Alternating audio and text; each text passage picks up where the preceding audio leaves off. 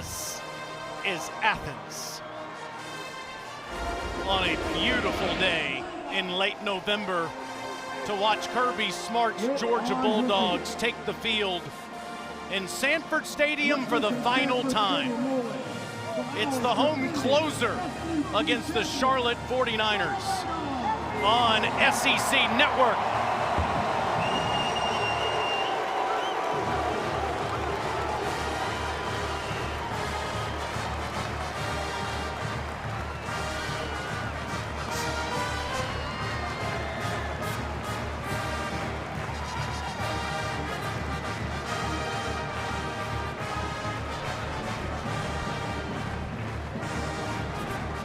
On this Saturday before Thanksgiving, I'm grateful to be with one of the greatest Georgia Bulldogs ever, Matt Stinchcomb. I'm Taylor Zarzer. Alyssa Lang is on the field. You'll see her in just a second. Stinch, your alma mater, was fighting tooth and nail to win these games all season until the last 2 weeks.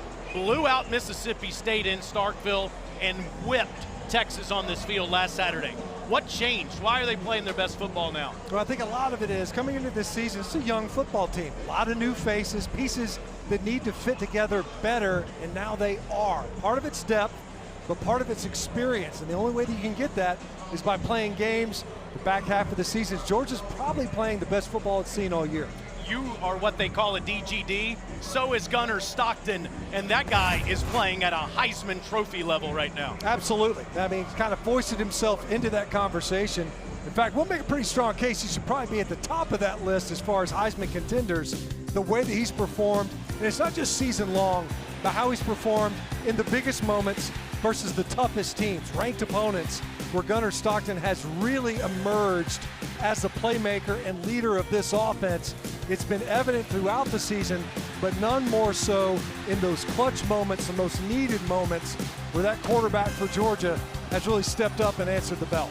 Charlotte won the toss and deferred, so Gunnar and the Dogs will receive the kick. First, we go to the field in the great Alyssa Lang. Yeah, Taylor, when it comes to motivating this Georgia team for this game today, Kirby Smart told us that earlier this week, a staffer pulled video from some previous Georgia teams, that 2021 game when that team was up 49-0 at halftime on Charleston Southern.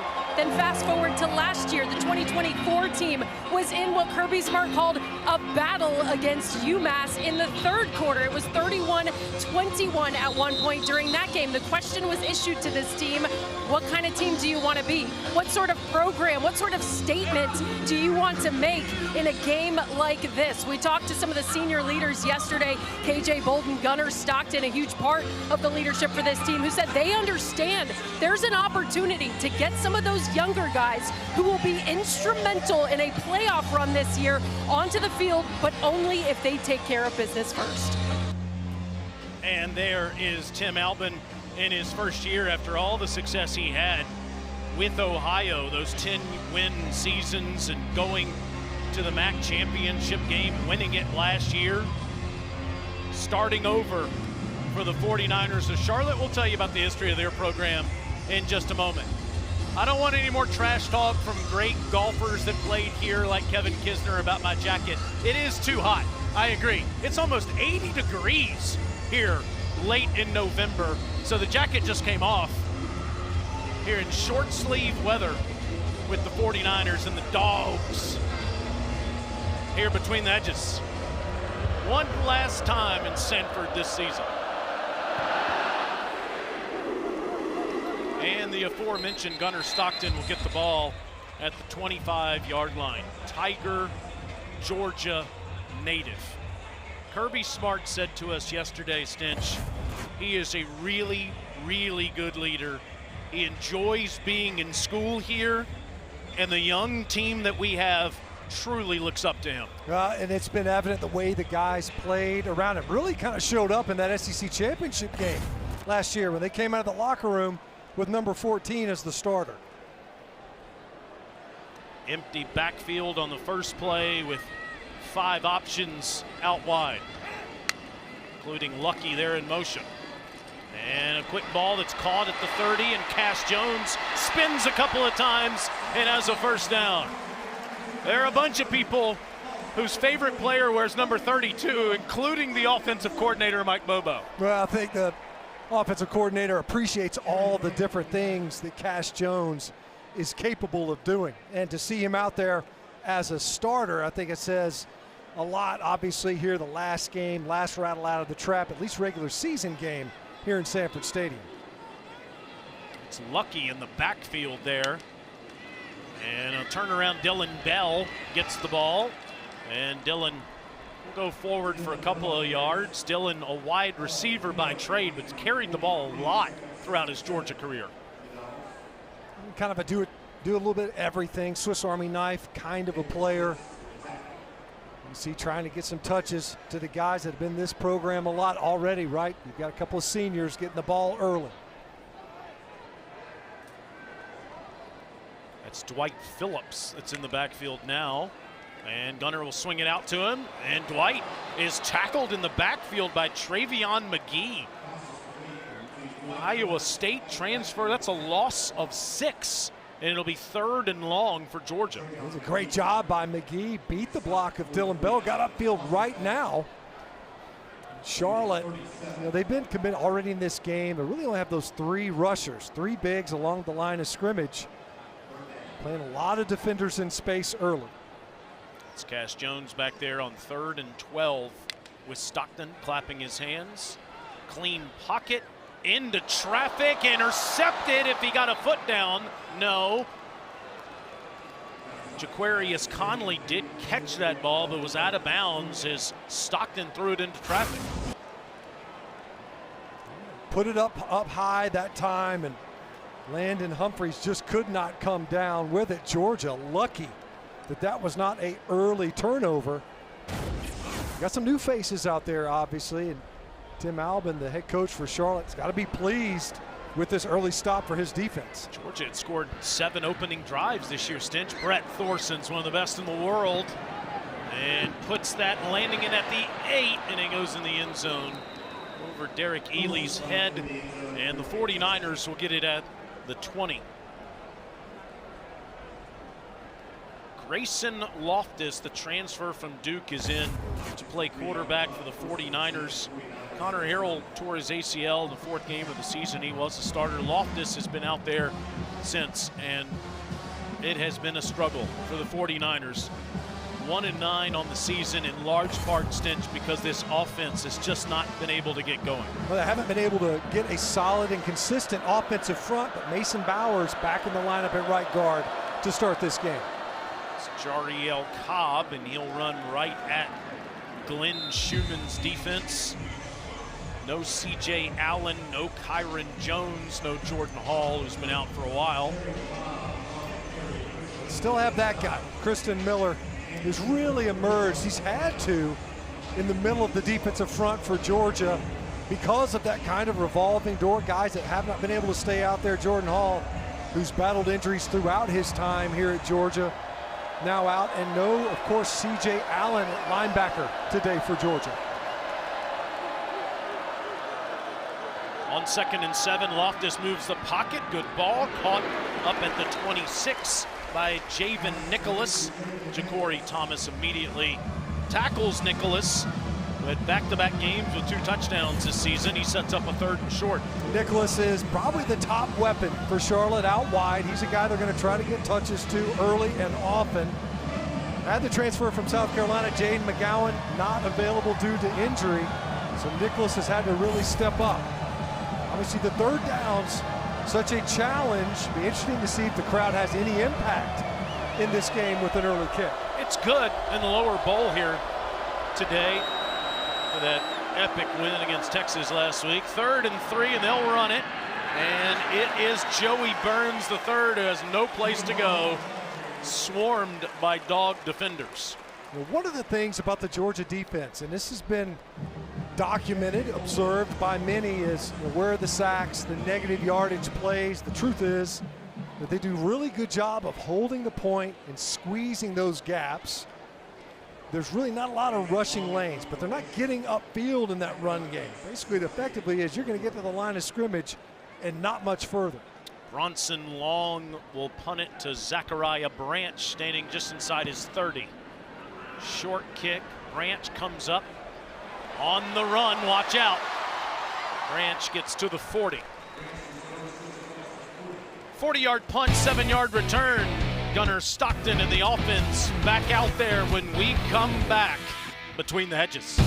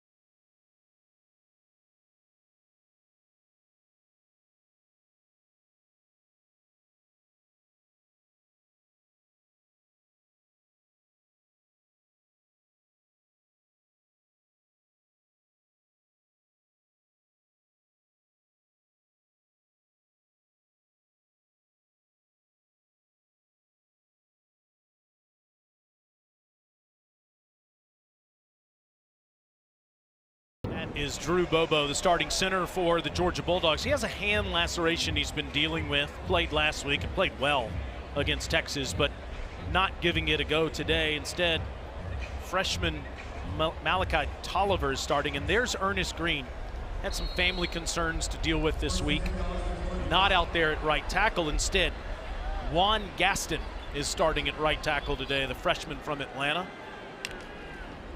Stockton hands it to Nate Frazier, and Frazier will follow the left side of the line, which is intact with Freeling and Morris. There's Juan Gaston, 6'7", 360, Stinch. That was your playing weight, right? Yeah, if I brought a friend with me. If I was holding a third grader and standing on a stool, yeah, that guy, he's not 6'7". He's 6'8", if he's an inch. He's huge. I'd bring 3 people with me. Frazier hits the hole hard, and it gets near a first down up to the 49-yard line, where it'll be 3rd and 1. But Georgia started 6 different offensive line units in the first 6 games. They've had the regular unit out there the last 4 games, and certainly expect on Friday when they go to Atlanta to play Georgia Tech, they'll have those starters again. Yes, I mean, some of this is precautionary, as you mentioned. Drew Bobo did play last week, but new center in there on a 3rd and short. Center quarterback exchange important. And Stockton keeps it on a good exchange from Tolliver, a redshirt freshman from Cartersville, doing a good job with that push forward to get Stockton the first. It seems like a simple play. Let me just tell you, there's a lot of times that ball ends up on the dirt. It's just not easy. You're all geared up. You know it's a sneak. You got to get push. It's a good execution that time. right there in the center. Clean exchange and the yardage needed to convert. First down for the Dogs, and Frazier's hit immediately right at the point. Reed Williford has been a great tackler all year. He had 17 of them against Army recently. Senior from Franklin, Tennessee. Great job by Williford getting downhill quickly. You think about the run game for Georgia. There's not many teams that are running it that will stick with the ground game as consistently as this offense will. 2nd and 9, sticking with it. Frazier finds some running room and is tackled near the 45 by Jaquarius Conley, and here comes another 3rd down. Well, you see, that's a play that Georgia loves, that pin and pull. You're able to create angles right at the point of attack, something they do better than most.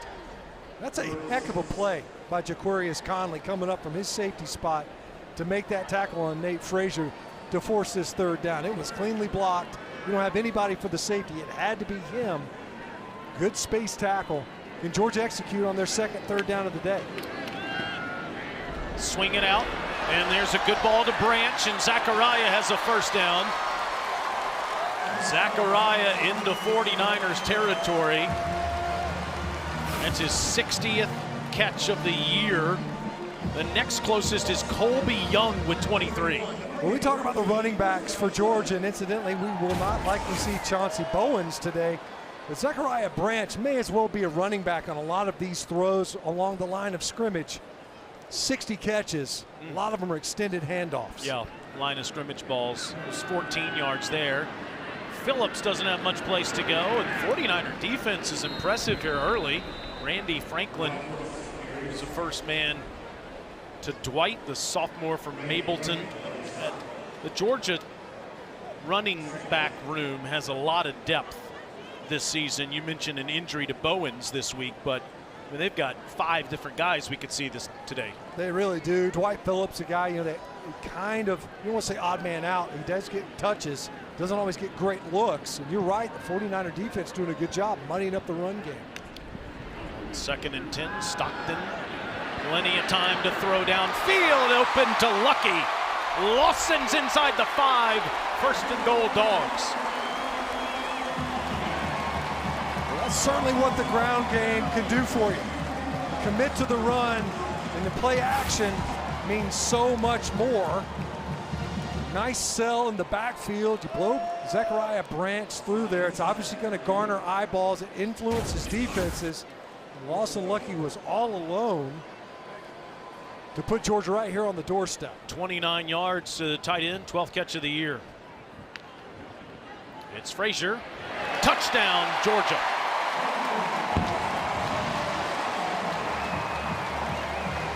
Fourth rushing touchdown of the season for the sophomore from Compton, California.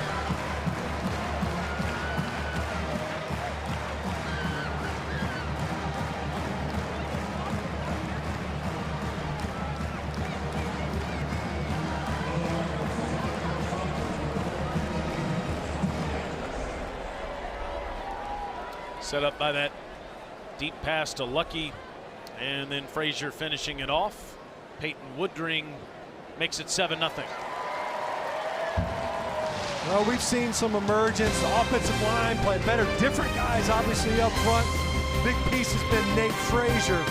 Boy, he's done a great job with the ball in his hands. Georgia able to open up the scoring with a touchdown run.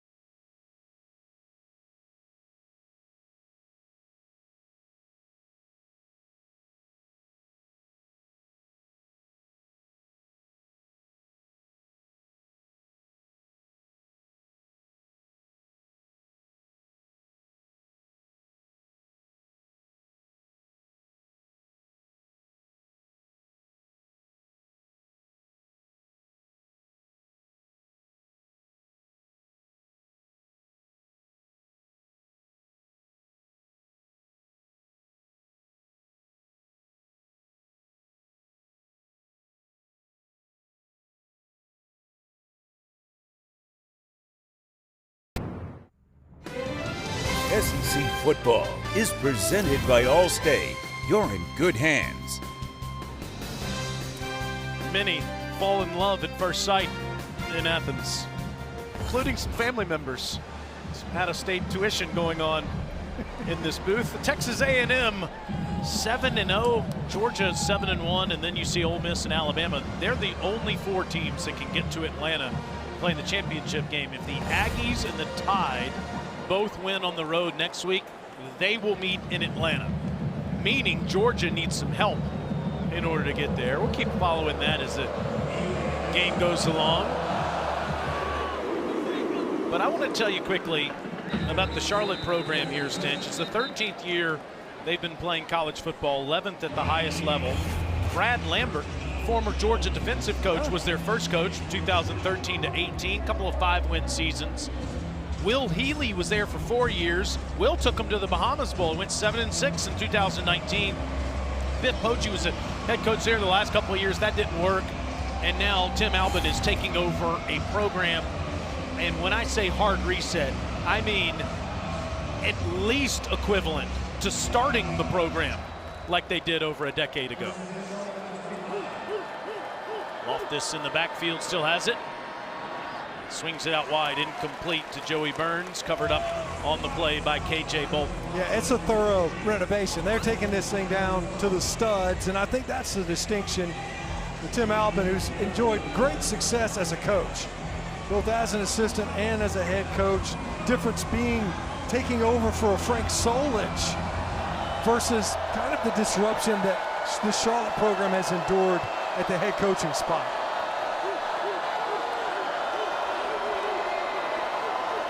On 2nd and 10, Georgia brings pressure. Jariel Cobb gets a yard. Albin has started 17 players that have started for the first time in a college football game. You might have 5 of those guys that are new players to college football. 17? Yeah. Wow.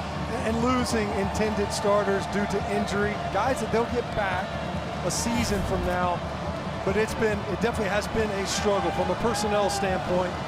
They came into that program knowing it was going to be an uphill climb. It's gotten even more difficult due to that injury circumstance. On 3rd and 9, Loftus incomplete, throwing behind Sean Brown. Brown covered by Dalen Everett, and it's another 3 and out. You see early, we mentioned Javen Nicholas and Sean Brown. Those are the 2. And when Georgia's winning early downs, forcing the 3rd and obvious throw scenarios, it's just so challenging. It's a defense that can win with their pass rush skill. They can win with their pass rush scheme. You don't want to make it one-dimensional offensively if you can help it. Long 40-yard punt the first time. This one about the same distance. Branch fields it. Zachariah tackled again at the 40. 42 yards this time with an 8-yard return. Dogs on top and with the football on Senior Day.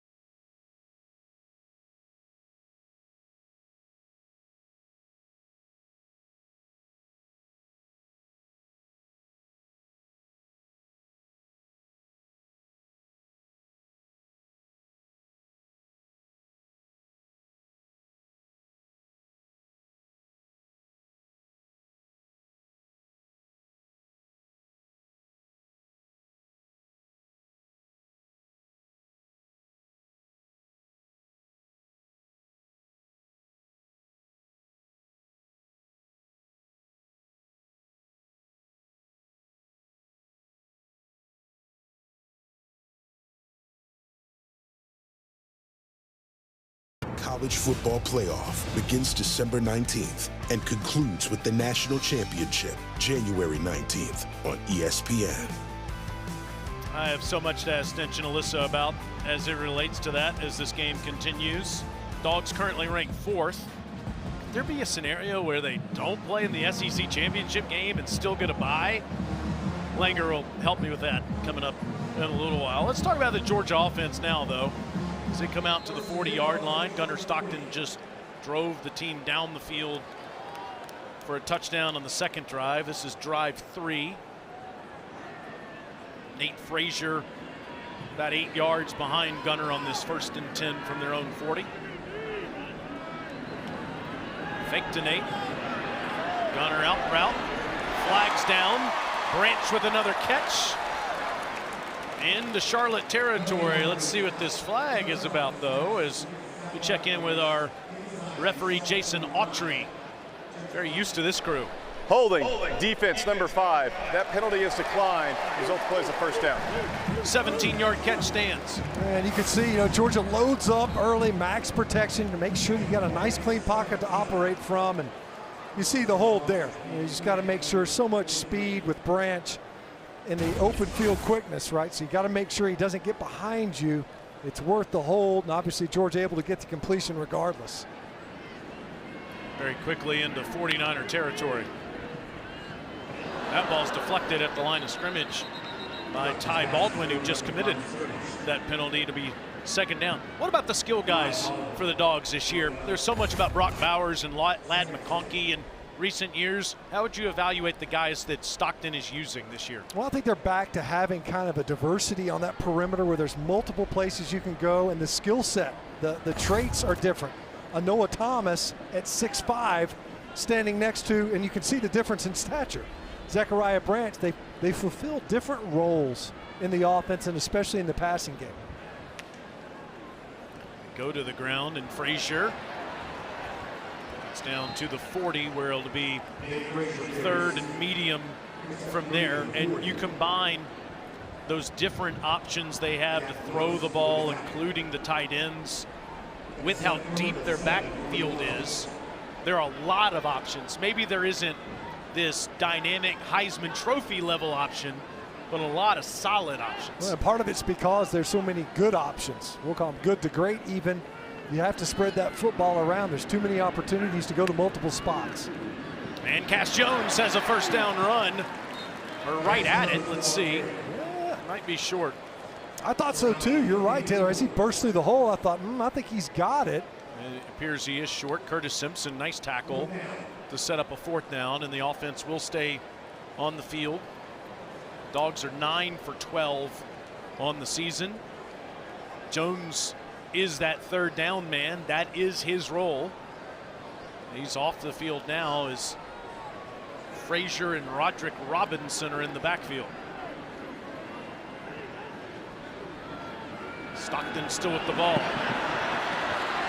Gunnar dives and has a first down.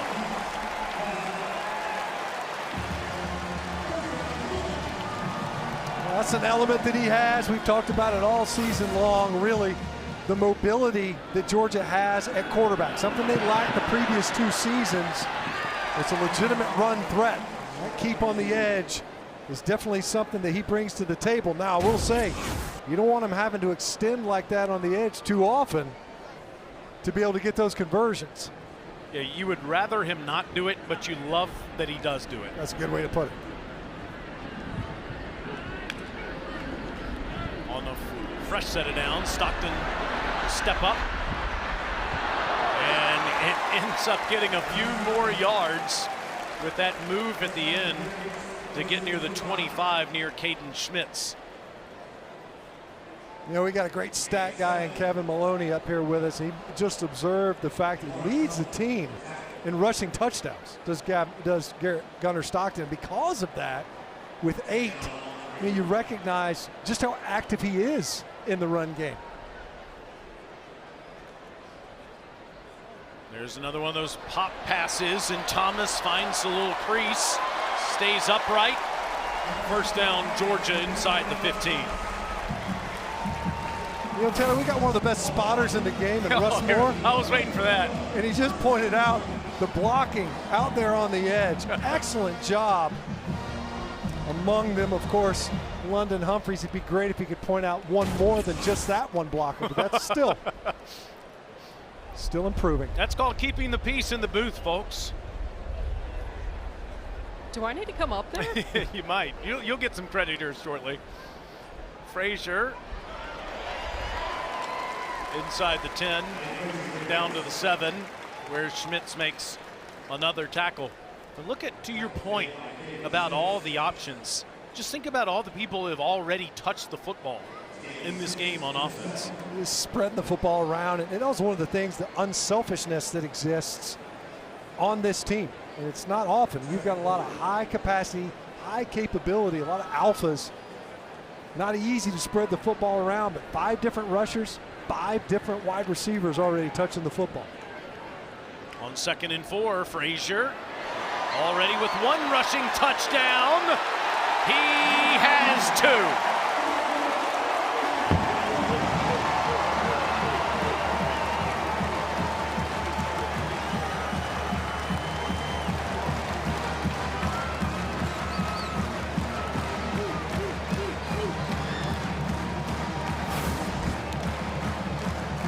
Physical run, getting downhill and running through would-be tacklers, and then look at that, the rush. Big Juan Gaston out there, number 73, getting some nice push in there to finally get him over the end line. Looks like a team filled with people who like to hit others, right? Get physical. You want to check? You better get physical. Peyton Woodring's extra point is good. How about Frazier and his offensive lineman helping him get to the end zone here? Big Micah Morris pulling around, leading the way. We mentioned it earlier, Malachi Tolliver, the freshman, getting in there from Cartersville. They like what they have in him. Had to force into service versus Mississippi State. Was able to handle business. Well, we talked about being physical. Here's what Kirby Smart said about that earlier in the week. We schedule them. The ones that want to leave, we schedule them. We try to get them on the schedule, because when they want to leave because they're not physical, that means they're probably going to a place that's not physical. We like those places. We like to play them. We prefer them, actually, if you can get them on the schedule. So it's one of those deals that you don't run from hard in life. You run from hard in life, you'll find more hard.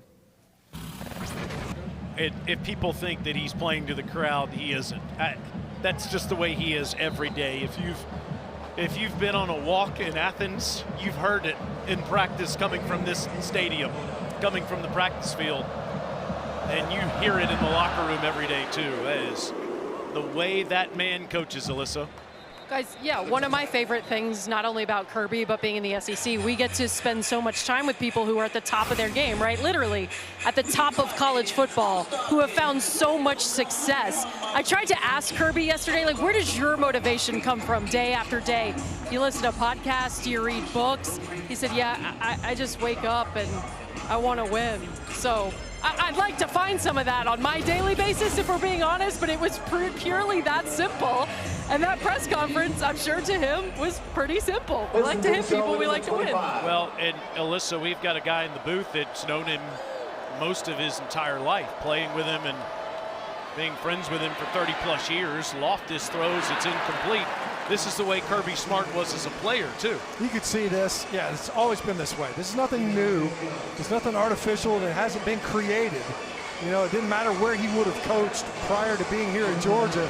He's always had that edge, always. You know, he mentioned it yesterday. It's win, W-I-N. I didn't even know it was an acronym. It's like, what's important now? That's what motivates me every day. And there's always something important to him that he's got to get to. You hear the crowd on a 2nd and 10. Loftus again, line of scrimmage, just trying to get something going. Gets a few yards there. It'll set up a 3rd and long as Javen Nicholas makes that short 2-yard catch. And this team takes on that mindset. You could tell it. You know, the really hard edge, and they embrace that. You know, you're going to be physical. We asked them, how have the practices changed as the season has unfolded? KJ Bolden says it hasn't. They're the same as they were at the beginning of the season, just as physical. 49ers do not have to run another play, and they will not. As the quarter will end with the Dogs up 14-0. Kirby Smart's team has won 114 games in his 10 years here, 62-6 in the last 5. Number 4, Georgia up 14-0 at the end of the first quarter against the Charlotte 49ers on Senior Day in Athens.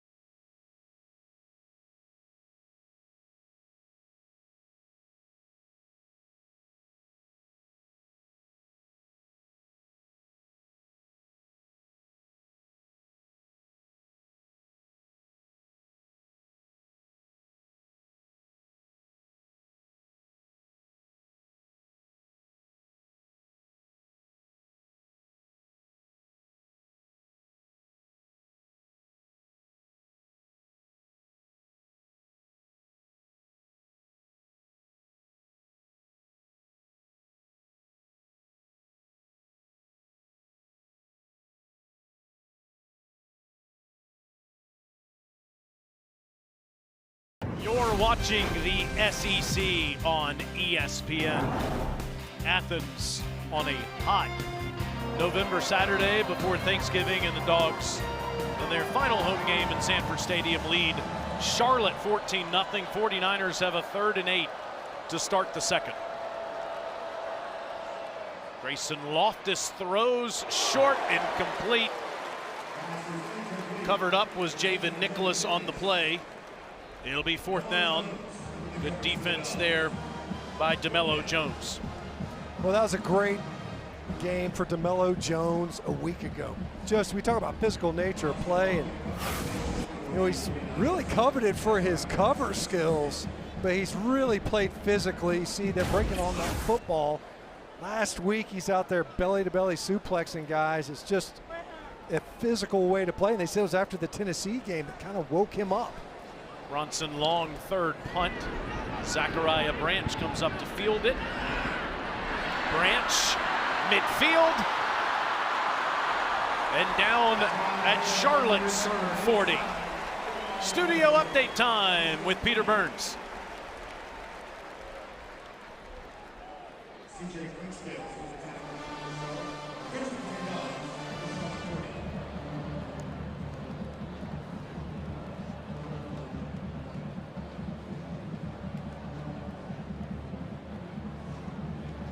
Whose uniforms are they wearing today, Peter? I don't see a lot of crimson in that Sooner get up today, and Mizzou with an interesting combo as well. See that one coming. Interesting. Wyoming. Yeah, really. 29-yard return by Zachariah Branch. Late substitution. So London Humphreys just walked in onto the field off the sidelines. Coach Smart is not happy. That's an understatement.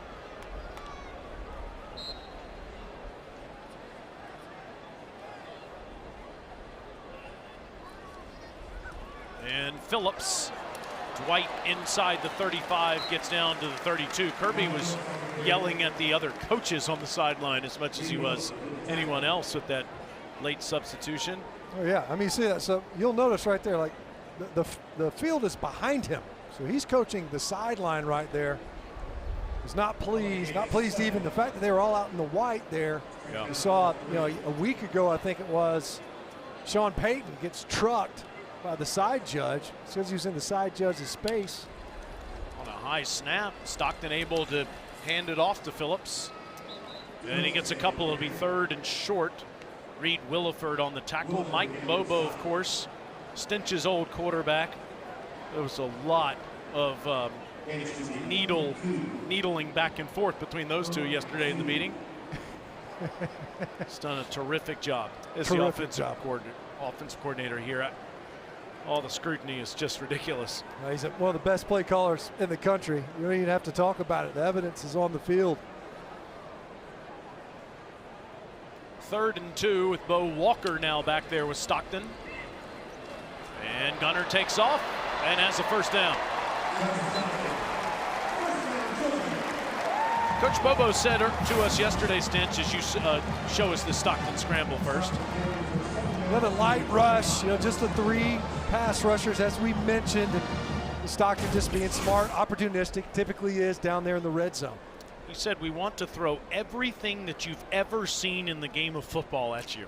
Yeah, that was the advantage of this offense, he said, was the volume, how much that you can present a defense with. Run it again with Walker. And the freshman from Ellenwood, Georgia, gets a few more. And he said the reason we can be so multiple is we have a highly intelligent group of players, especially with Gunner Stockton, that can retain all this information.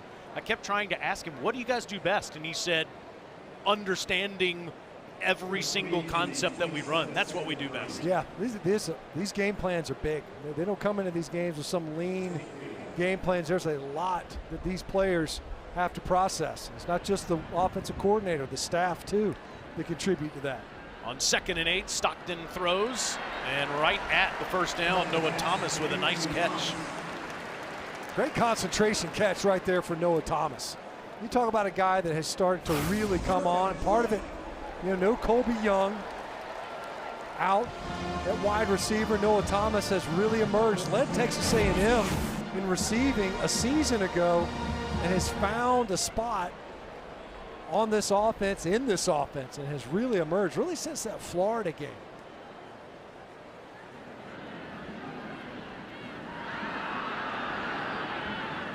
And on a first down run, it's Walker. Bo Walker to the pylon, touchdown. The first touchdown of the freshman's career.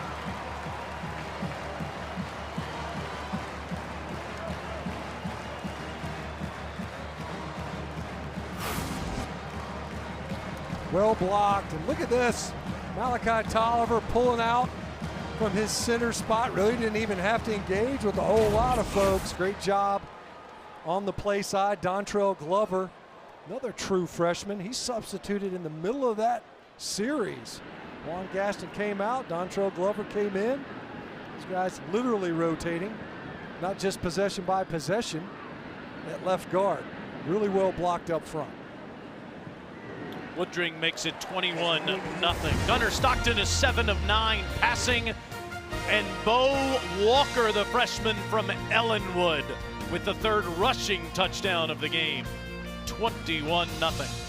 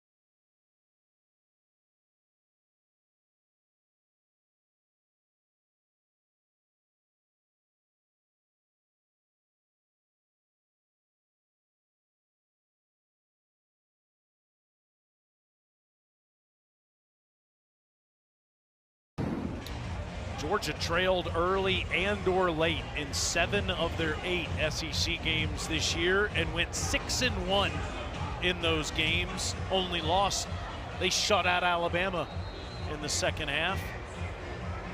And then, of course, the last couple of weeks blew out Mississippi State, a much better Mississippi State team this year in Starkville, and beat Texas here last week. Especially looked impressive in the second half. And up 21-0 today against Charlotte. There's the Taco Bell Live Ma student section. Only one student section can claim the title of Live Ma Student Section of the Year. Who will take home the trophy this year? You said it in the open, Stinch, that you think that all the young players that are vital to Georgia's success have grown up over the course of the year, and that's why they're now playing their best football. Yeah, I mean, there is no substitute for experience. You have to get in the game. Georgia does a great job of developing players and playing a lot of players.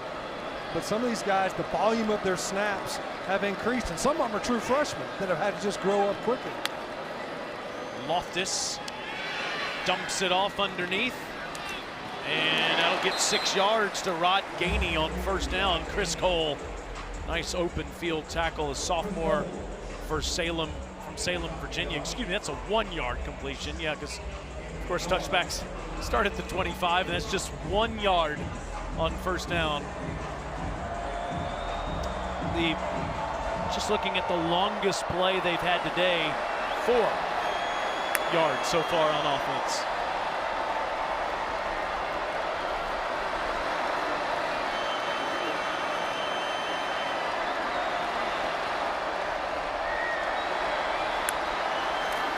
On a 2nd and 9, Rod Gainey, nothing. It'll be 3rd and 9, Alyssa. Stinch, you talk about the maturation of this team, and we had a conversation with KJ Bolden yesterday that really illustrated that. You know, last year got significant snaps as a true freshman, playing alongside Malachi Starks. Dan Jackson, those guys really carrying the majority of the leadership, signal calling for this defense.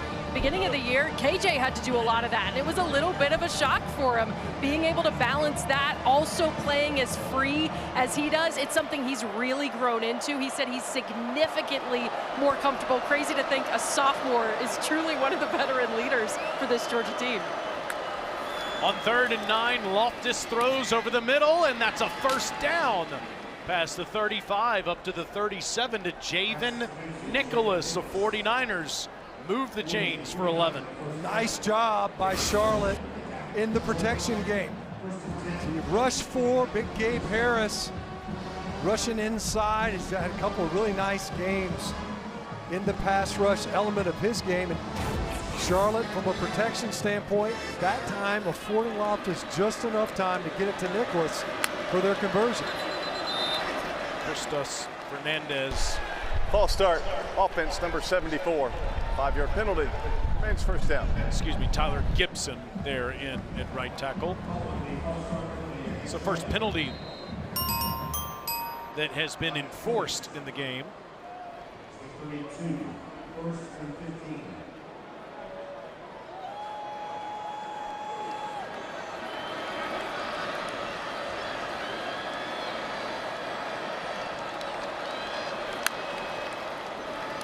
On 1st and 15, watch out, Loftus. Gabe Harris in the backfield, junior from Thomasville, wreaking havoc. Trying to get to the screen game. The problem is you got to hold him up a little bit. So Gabe Harris is going to start right here. Watch him work inside right now. You got to impede him. You have to have a little bit of impediment. You see clearly trying to get that slow screen set up. But Loftus, pressure right now, and Gabe Harris is so long at 6'4", made it difficult to get that completion.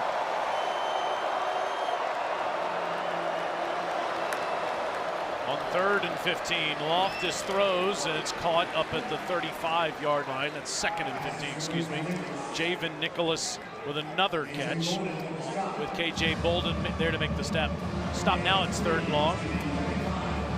Yeah, Charlotte has a Gabe Harris problem so far in this game. They're having a hard time handling number 0 as a pass rusher. Out now because Georgia rolls about 9 deep along that defensive front.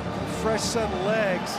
It's almost unfair for the offensive line guys. They're stuck out there. Meanwhile, the D-line's fresh legging it. 3rd and 12, Loftus lofts it up. Intercepted! Ellis Robinson, the 4th, with his 3rd interception of the season.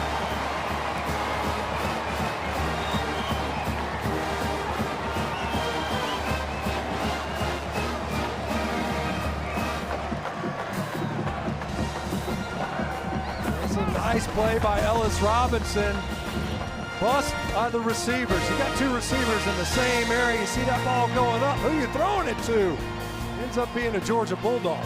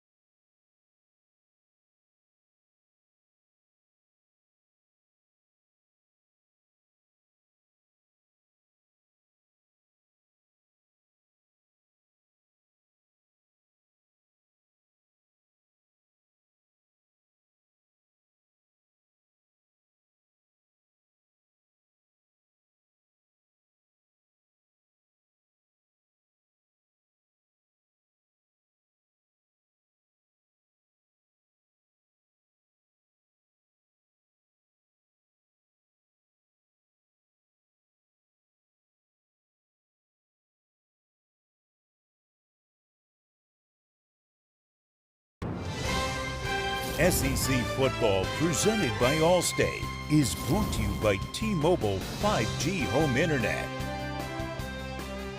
I think I saw Believe That.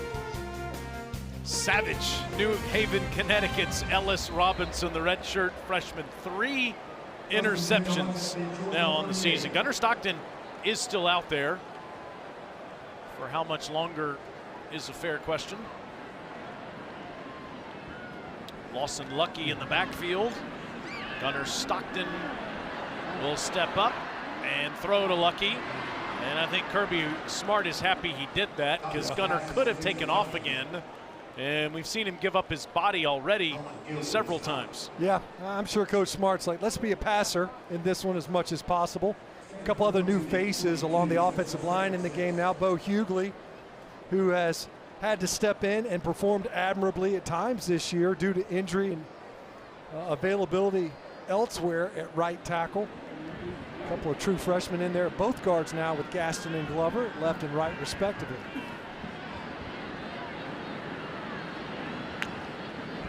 Stockton across the middle. And big Elias Williams, freshman from Kingsland, Georgia, with his 7th catch of the year. We talk about developing players in this program. So Elias Williams, and he still took scout team reps this week, they said. But he was down there with the scout team. And because Kirby Smart is watching both sides, offense and defense, he was telling the offensive staff, hey, look, we're going to get number 10 in there. Now, this is a deep and accomplished tight end room already with Lawson Lucky and Oscar Delp. They felt as if they had to get number 10 some more touches. He's become an every down player. Pop pass, Dylan Bell. And Bell on a sweep. Gets near another first down. We should see Ryan Puglisi, the redshirt freshman from Paxton, Massachusetts, here shortly. Whether that happens before the end of this half, certainly in the second half. And Ryan Montgomery could play some today, the freshman from Findlay, Ohio. Yeah, as this game continues, if it continues to trend the way that it has, there'll be opportunity to see quite a few depth players in this game. On 2nd and 3, inside handoff to Frazier. And Nate has another first down. It took that last bit of effort. Looked like maybe Sharp was going to be able to come up with a tackle just shy of the yardage needed. Frazier with that late lunge to pick up the inches that he was just shy, and looked like he was a little shaken up at the end of that run. Dwight Phillips subs in. Yep. Bo Walker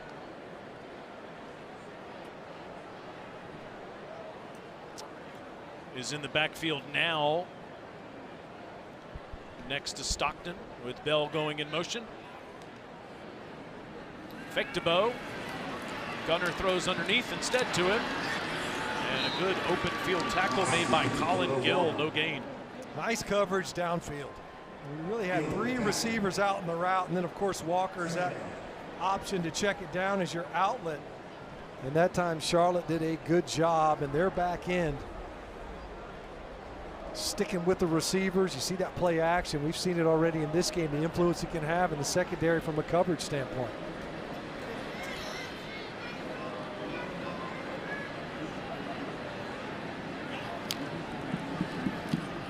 Stockton all day.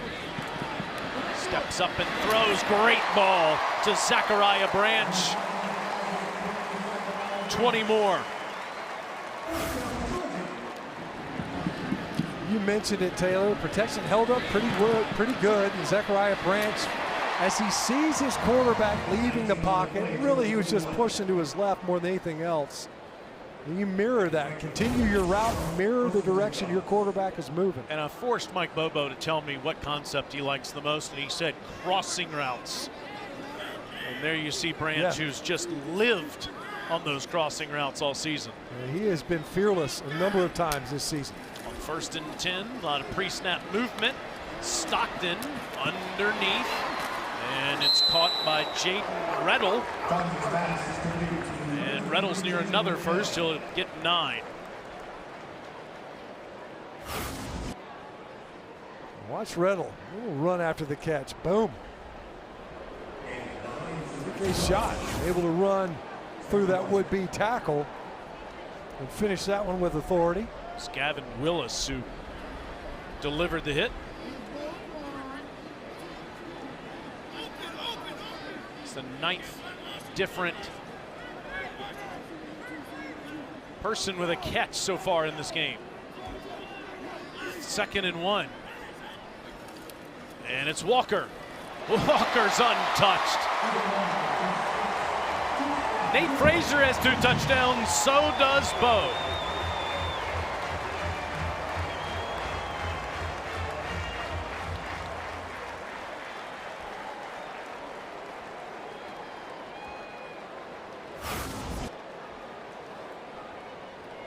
Nice job on the left side. Good patience by Walker. And of course, difficult to miss that hole.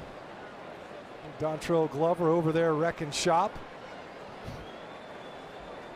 Up here just playing Pictionary with some of these stats at this point, trying to keep track of who's in the backfield.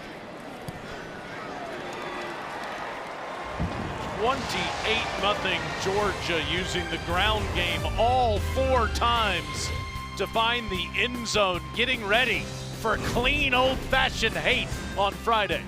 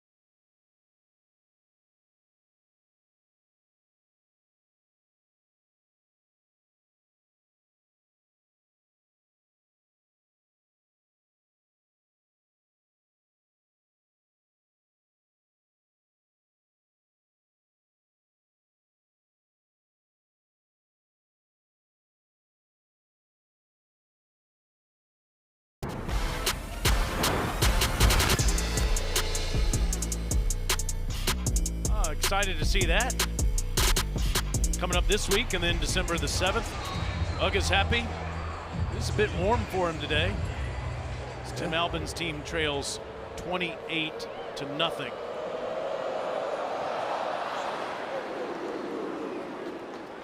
PB, what's happening elsewhere, my friend?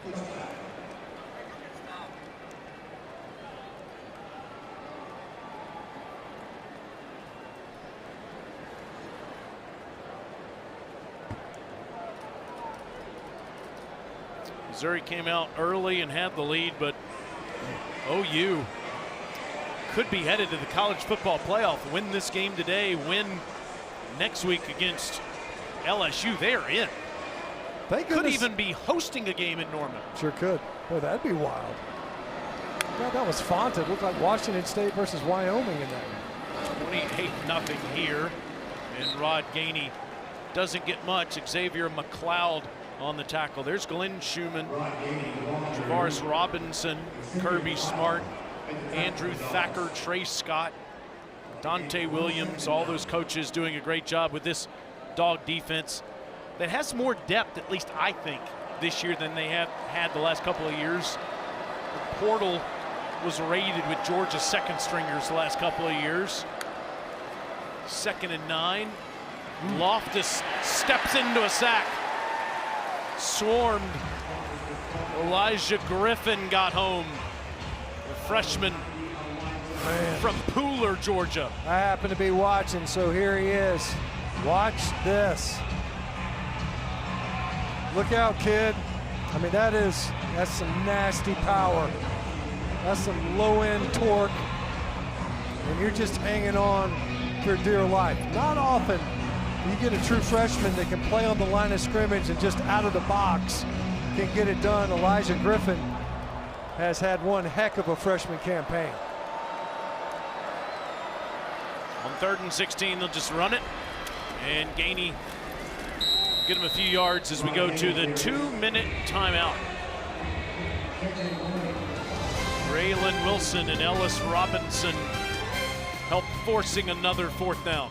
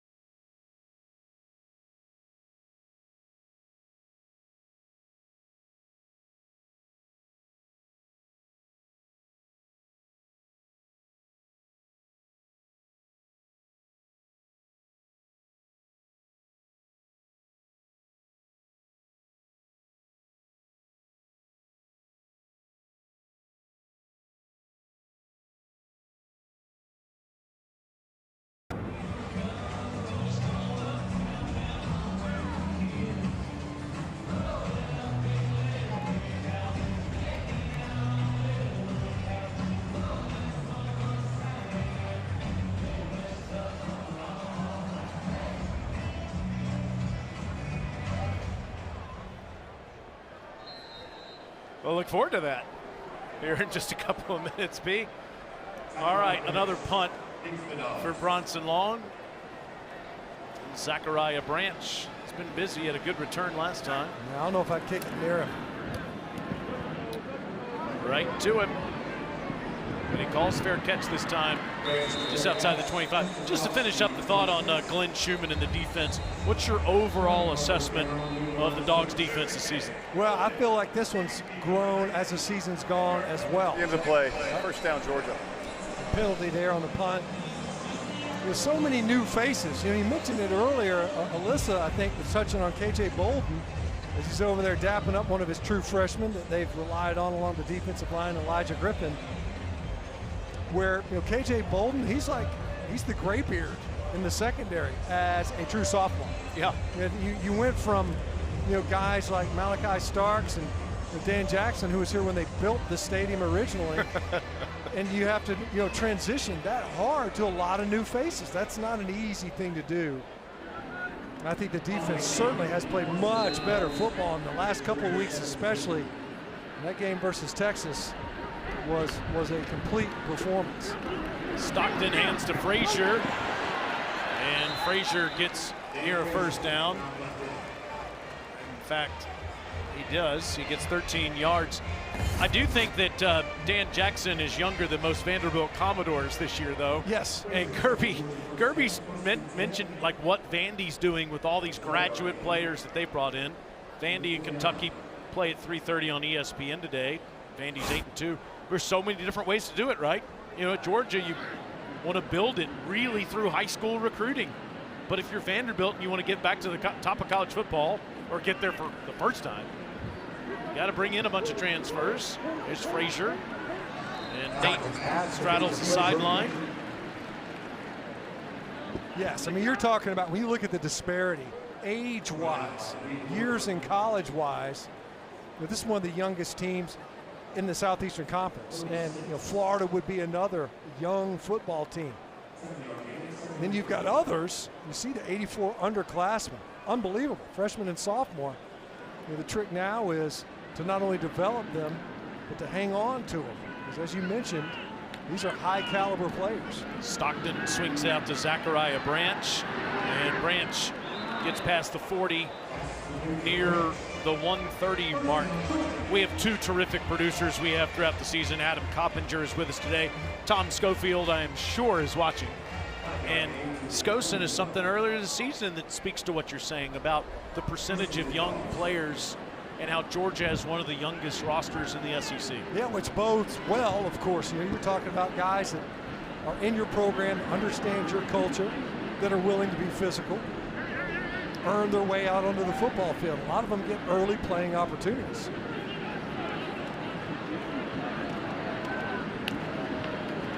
Stockton, that's incomplete.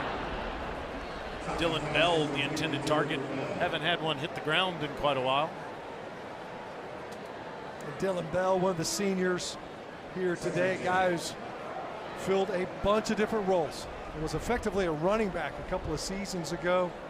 Dangerous with the ball in his hands, not going to run away from just about everybody, but physical, good speed, a guy that they trust, excellent blocker, kind of embodies everything that they're looking for at that position. Ended a streak of 10 straight completions for Stockton before that incompletion.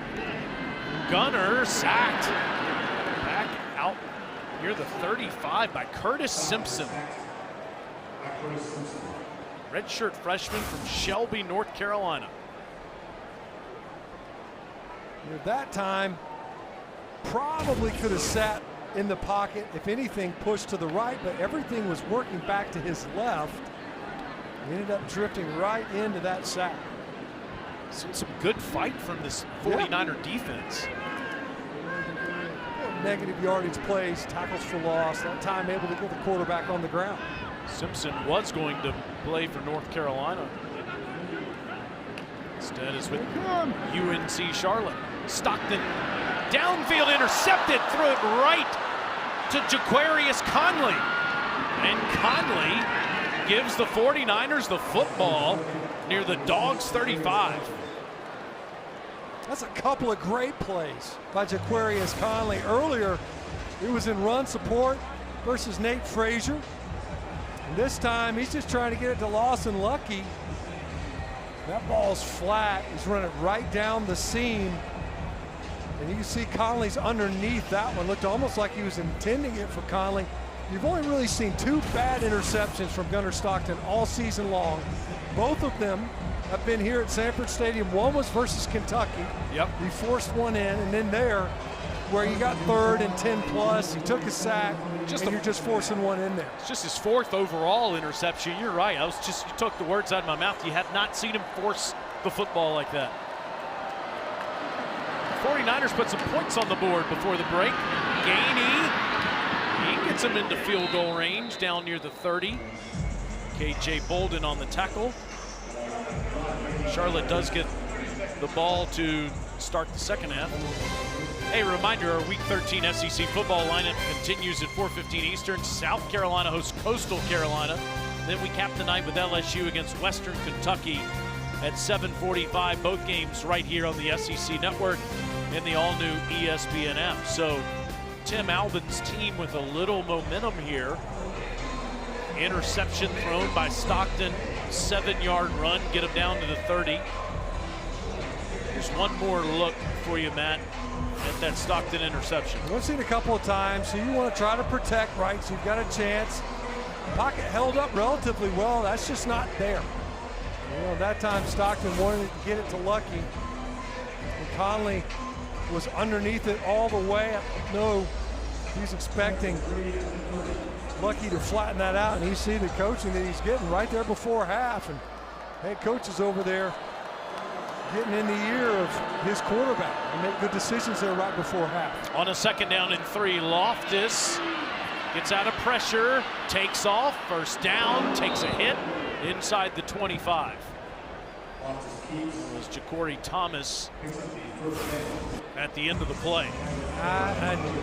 You know, is he giving himself up right there? I guess they're saying he wasn't going into a slide. It was kind of an awkward-looking slide, to say the least.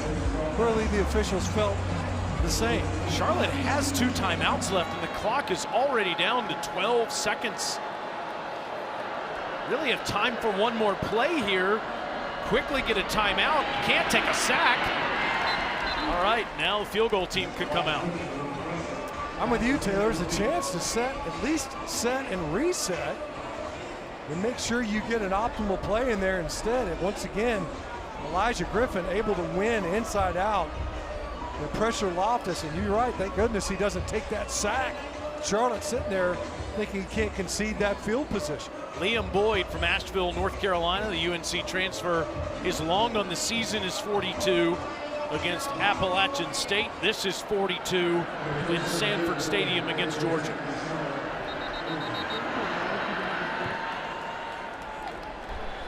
Georgia has called their first time out of the half. It's 30 seconds in late.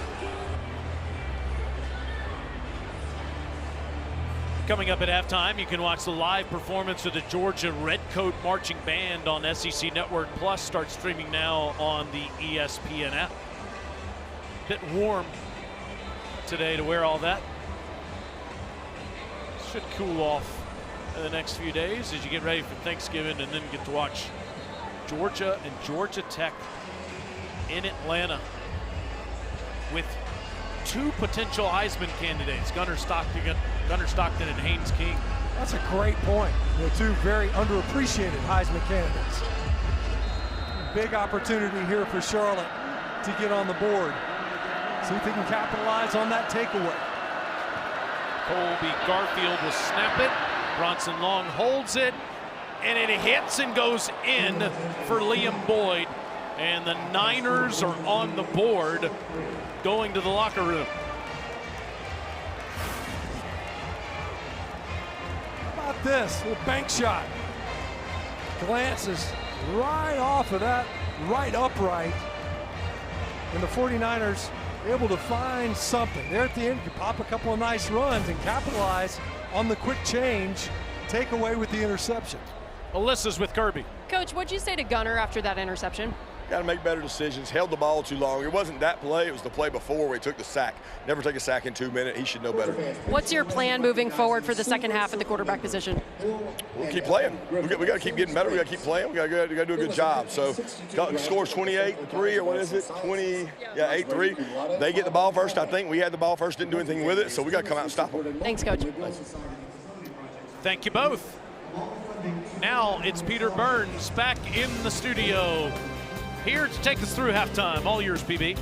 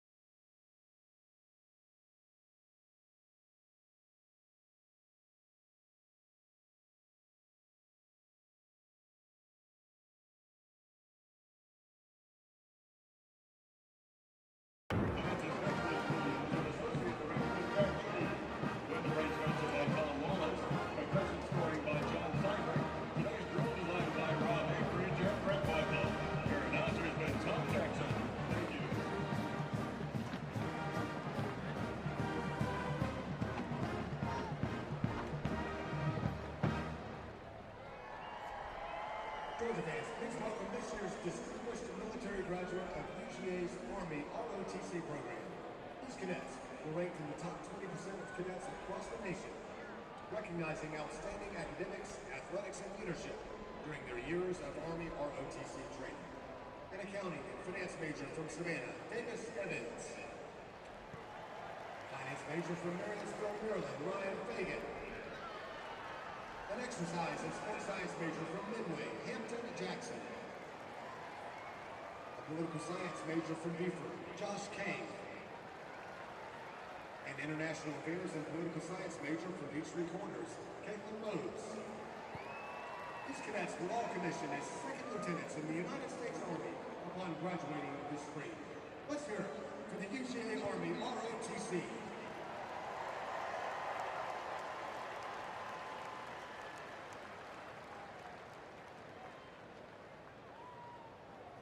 Please join us in recognizing UGA's Air Force ROTC field training graduates. These outstanding cadets represent the next generation of Air Force leaders, demonstrating exceptional academic achievement, leadership, and dedication to serving our nation. Upon graduation, each will commission as a second lieutenant in the United States Air Force. William Dowse, a business management major from Glenville. Christian Currian, a mechanical engineering major from Lawrenceville. Hunter Lewisburg, a mechanical engineering major from Vidalia. Kawhi Fun, an exercise and sports science major from Decatur. Oliver Richmond, a sport management major from Americus.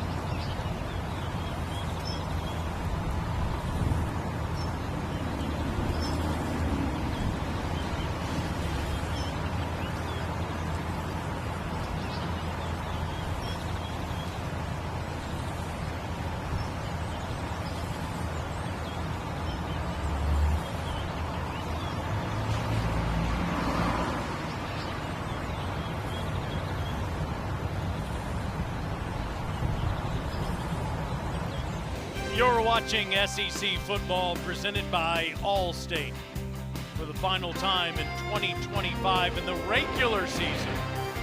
We're at Sanford Stadium, and the Dogs are on top 28-3 on the Charlotte 49ers. He's the All-American Matt Stinchcomb. I'm Taylor Zarzer, and this jacket is too warm for this weather. Alyssa Lang is on the field. We'll see her in just a minute.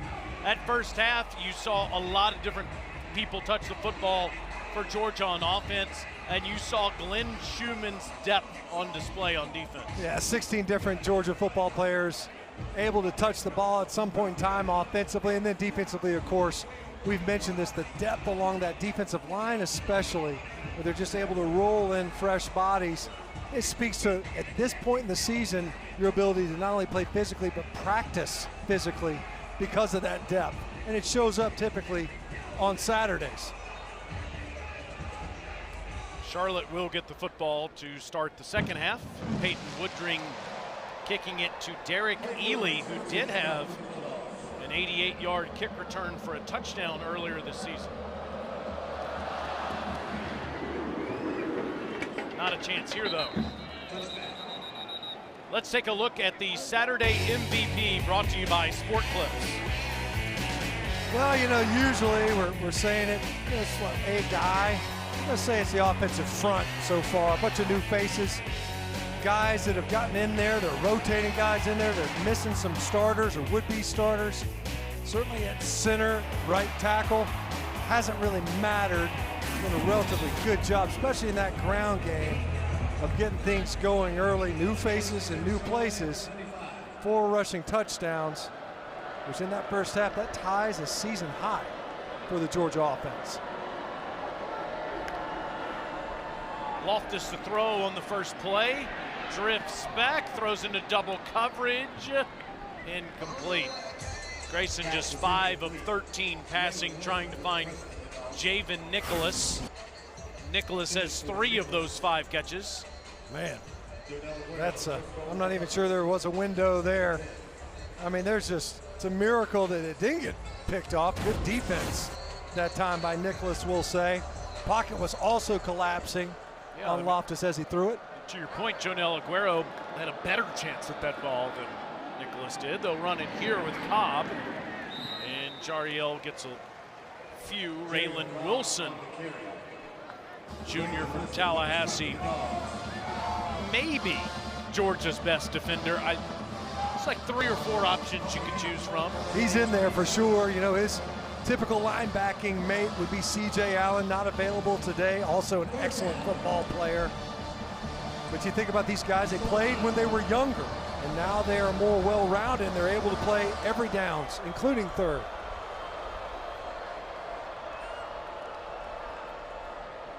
Loftus throws it up. Incomplete, trying to get it to Nicholas, underthrown. And it's a quick 3 and out for Charlotte. Chris Cole in the backfield there.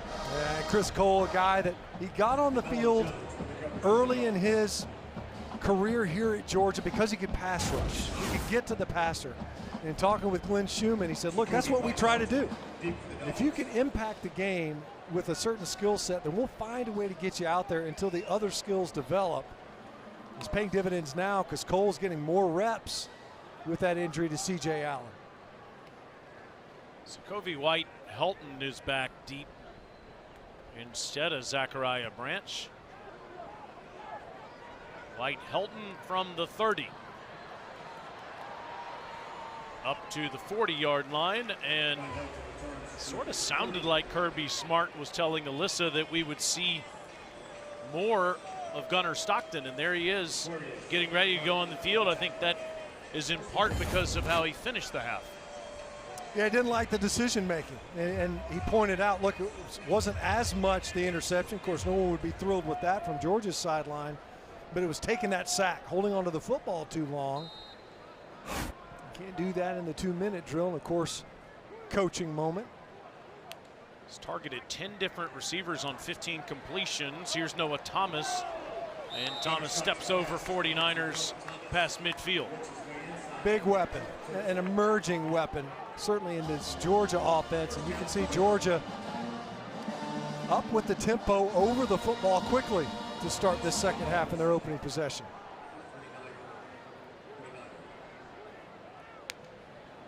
Stockton line of scrimmage to Thomas. And there goes Noah. Noah Thomas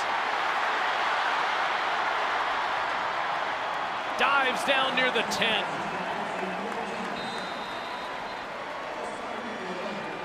That is 38 yards for the senior from League City, Texas. I want you to watch this guy right here. Hard to miss, had to make it a big circle. Watch this. Wow. Now look, you're going to say, oh, it's a defensive back out there, and that's true. But I will tell you, we could have picked other plays, and that would have also been the case. We're 73. He just moves people. He doesn't always get there the right way, and sometimes I wonder if he knows where he's supposed to be going. But when he gets there, there is carnage. There is Frazier, and Frazier gets down near the 6. You're talking about Juan Gaston, who is 6'7", 360, as a true freshman from Westlake High School in Atlanta. Big fella out there on the edge. I'll tell you what, playing next to 63, who I will say at their intended position, at least for this season at guard, hard to say who's better. You know, for 63 has been one heck of a football player in the second half of the season as well. 2nd and 6 on a high snap, and Frazier is able to dance down to the 4. It'll be 3rd and goal.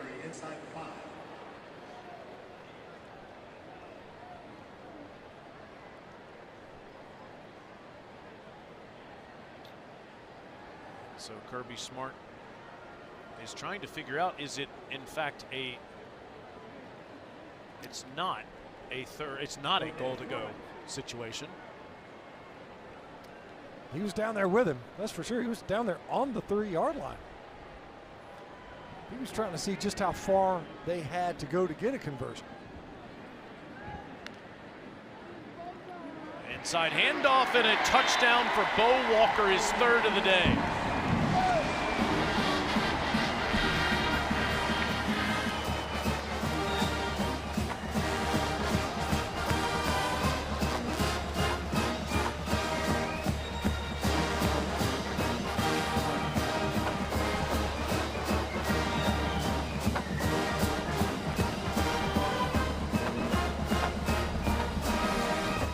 Two for Frazier, 3 for Walker.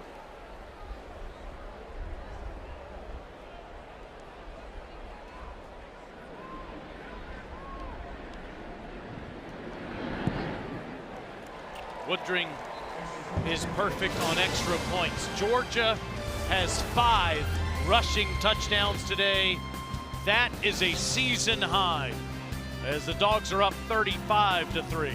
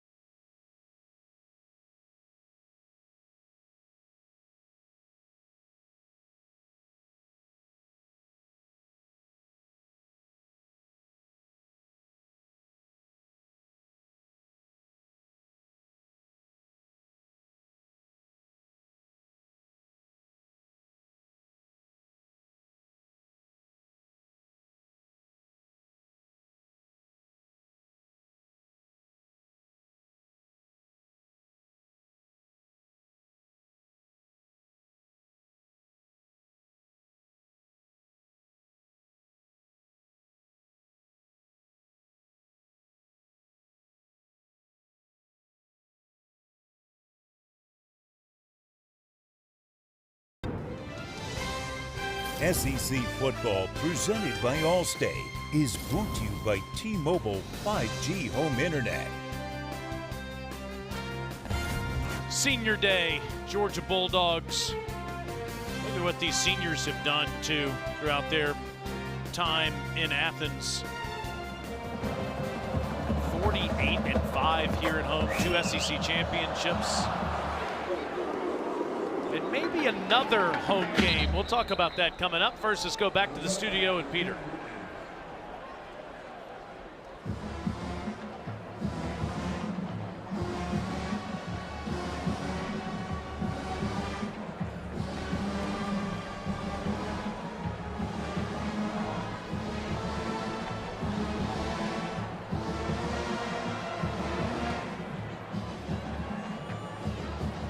Uh-oh. Deuce Knight starting at quarterback, resting Ashton Daniels so you can hold on to the red shirt. He'll be back next week for the Iron Bowl. Meanwhile, it's 35-3 here, and on a toss, it's Cobb. Gets the edge. Nice run. First down run. Rayshawn Dinkins on the tackle. Well blocked out front on the perimeter. Good job. It's what it takes to get the big runs, of course. That's not an explosive right there at 10 yards, but a good job of blocking on the perimeter.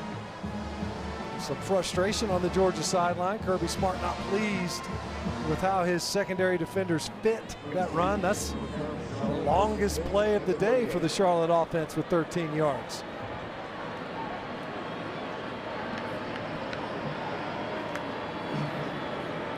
Loftus moves the pocket. Good ball to Sean Brown. And Brown just short of a first down. Graduate player from Waxhaw, North Carolina.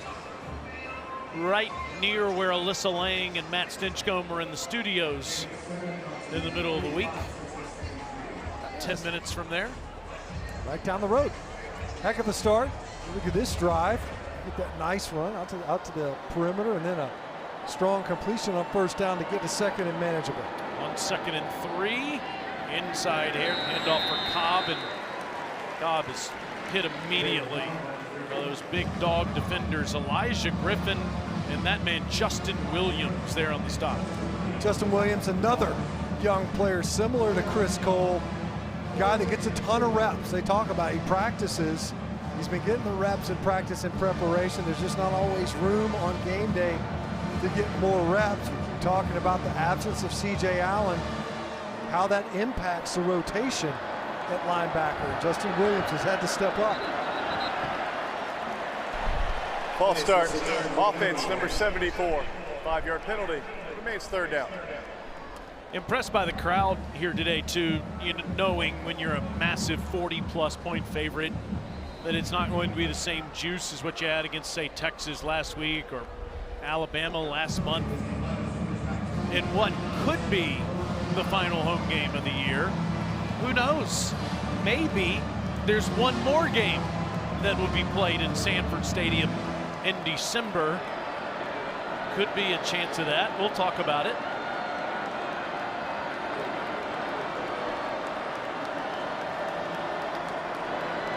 On 3rd and 9, Loftus underneath. It's caught by Nicholas, and it'll be 4th down. 6th punt coming up after Jaden Harris made that tackle. Each one dangerous too, because we mentioned earlier, of course, Zachariah Branch, a dangerous return man, and Sokovie White-Helton, dangerous in his own right. We've seen special teams past 2 weeks play a pretty prominent role in Georgia's successes. You think about some of the gamesmanship they had versus Mississippi State on what otherwise looked like punt sets. And of course the onside kick last week. Fair catch at the 11. Could be time to see a new quarterback for the Dogs when we come back.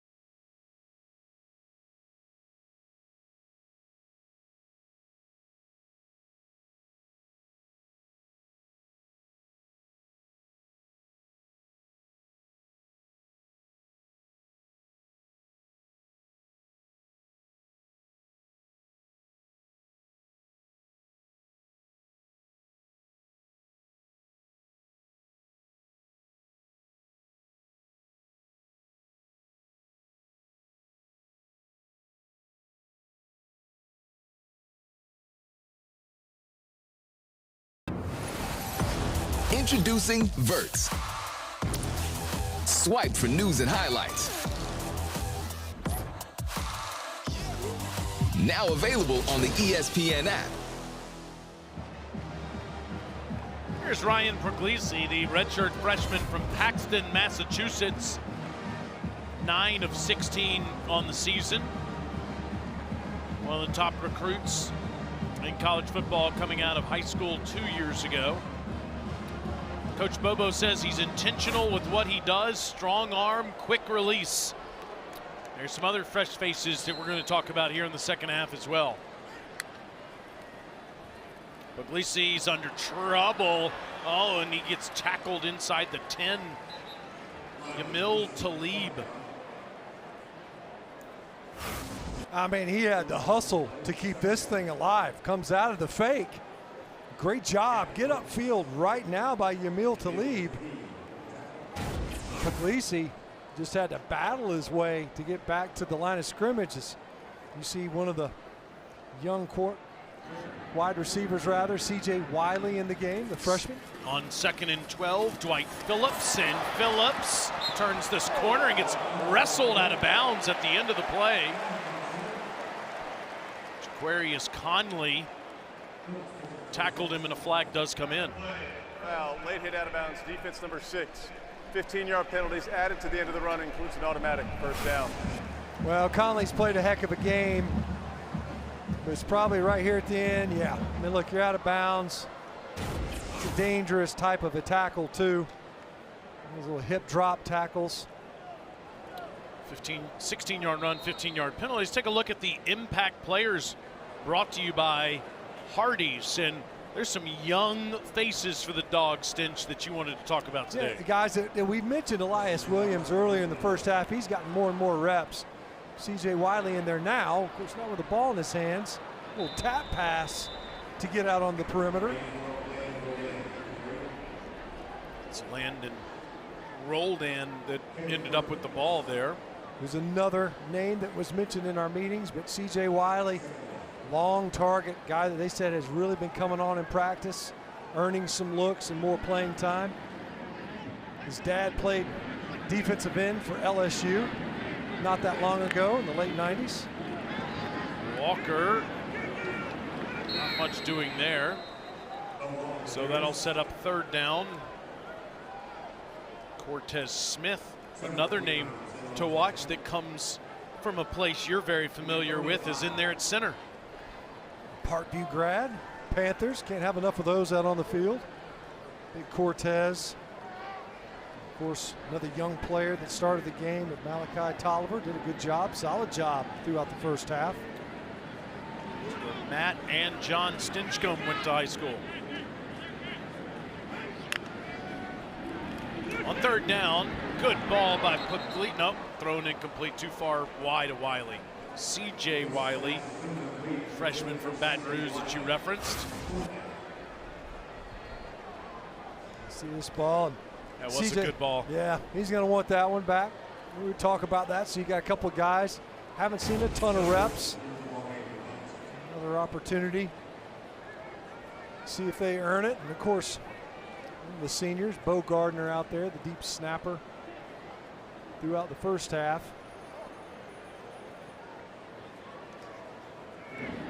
Thorson with a fair catch by Ely at the 10. All Georgias, they get ready for Tech on Friday.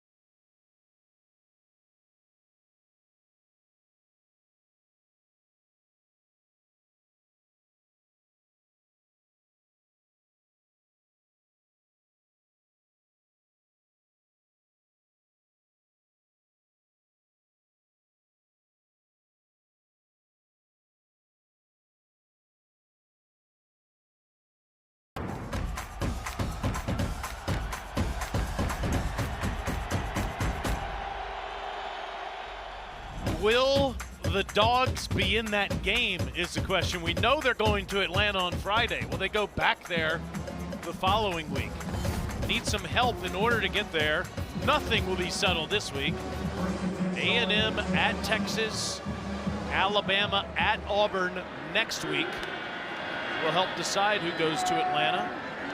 Loftus throws back shoulder ball that goes to Gainey, or I should say backside ball that goes to Gainey. So Georgia needs a loss, Matt, by either Texas A&M and or Alabama to get in the game. Ole Miss needs losses by both of those teams in all likelihood to get into the game. And Kirby Smart made it clear, I want in the game. Yeah, he said, look, I want to win the games that we can play. If we win the games that we can play, I should be in the championship game. We need to explain that, though, the percentages there, why Georgia's percentages are so high. Loftus running around and throwing downfield, and that was caught. Wow. Yeah, Sean Brown makes that catch on the sideline. Rolling on the field, it's a completed catch for a first down. Let's watch this one more time. Stepped out of bounds. I'm wondering, did he get down inbound? Boy, they're going quickly. Yeah, and then it gets, the replay booth wants to take another look at that one. Prior to the snap, the officiating crew was notified that the previous play is under video review to see if it is a completed catch. Timeout. Now, we'll take a look at this during the break and come back with the call. Andy Britton, the field judge, took his hat off to say that receiver was out of play, at least for a portion of the play. But he was forced out, so that makes it, this does not make it an illegal touch. He didn't leave the field of play on his own. I don't know that I saw, it would have had to have been his left foot that touched down in bounds. It might have. Gosh, that's a quick tap.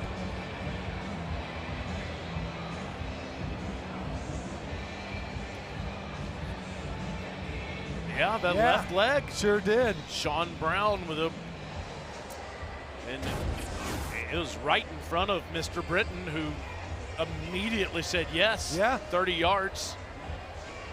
Yeah, the hat came off because he was out of bounds, but he was forced out of bounds by Dominic Kelly, the corner that was in the coverage. And I think that's it's a heck of a ruling right there on the field, because that left foot got down quickly. But it did look like he had possession at the time with the ball with his foot in bounds. Watch that left foot get down. Here's Jason Autry. After video review, the ruling on the field is upheld. First down. Incredible, Sean Brown, to make that catch. Longest play for the 49ers today. And I just want to say this, a lot of times this is a thankless job. We've had this officiating crew 3 straight weeks. They do a good job, and they run a clean game too. It is rhythm. They do it quickly. They've been on top of it. Yeah, it really does change the experience for everybody.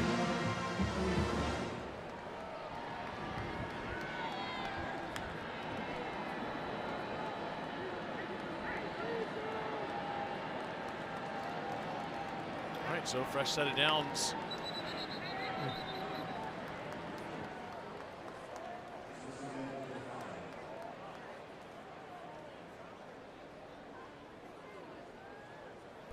Illegal snap, offense, number 70. 5-yard penalty, remains first down. Our great producer, Adam Coppinger, showed us the percentages to get to the game. So even though Georgia doesn't control its own destiny, ESPN Analytics predicts that that's the most likely game, Alabama-Georgia, because evidently the analytics machine thinks Texas is going to beat Texas A&M. Man, home field advantage has got to be doing a lot of work with that presumption. We looked at that and said, wow, Georgia's got a higher chance of making the SEC championship than Texas A&M does outright, much less who they face, even though we saw the percentage for the matchup there. And it's a function of the analytics pointing to the Longhorns liking them more and their chances to win in that finale. We don't learn anything today. Everything gets decided in the last week. That's a pretty remarkable assumption. Just a quick little screen there that goes to Javen Nicholas. I think we should make her make predictions. Let's toss it to Alyssa. Wait, I'm the first one who has to make a prediction? Alabama at Auburn, Texas at Texas A&M. All yours, Linger. Oh, thanks so much. I like Alabama at Auburn, but I understand that Jordan Hare is haunted and those could be famous last words. Like, how have we seen that upset yet this year? Have we seen the upset yet that nobody saw coming? Not that you can't see that coming in the Iron Bowl. I like A&M. Give me A&M this year. Yeah. Okay. Oh, there down goes Loftus. Chris Cole all over him. Loss of 10 on the play. Well, we talked about Chris Cole, and here he is right here at the top of your screen. I gave him the Juan Gaston circle there. Look at the speed. Just wins right now. First 2 steps, and the length as well. You know, nice bend as he comes around that edge as a pass rusher. That was his stock in trade a season ago, and you can see why. So in that scenario that Langer just gave, that would mean Georgia would not go to the SEC championship game if Alabama and A&M both won. Some are saying, hey, that'd be fine. Georgia doesn't, they can rest, don't have to go to the game. Kirby Smart strongly disagrees. Yeah, again, my objective is to win every game we play. So where does that put us? Puts us in that game, right?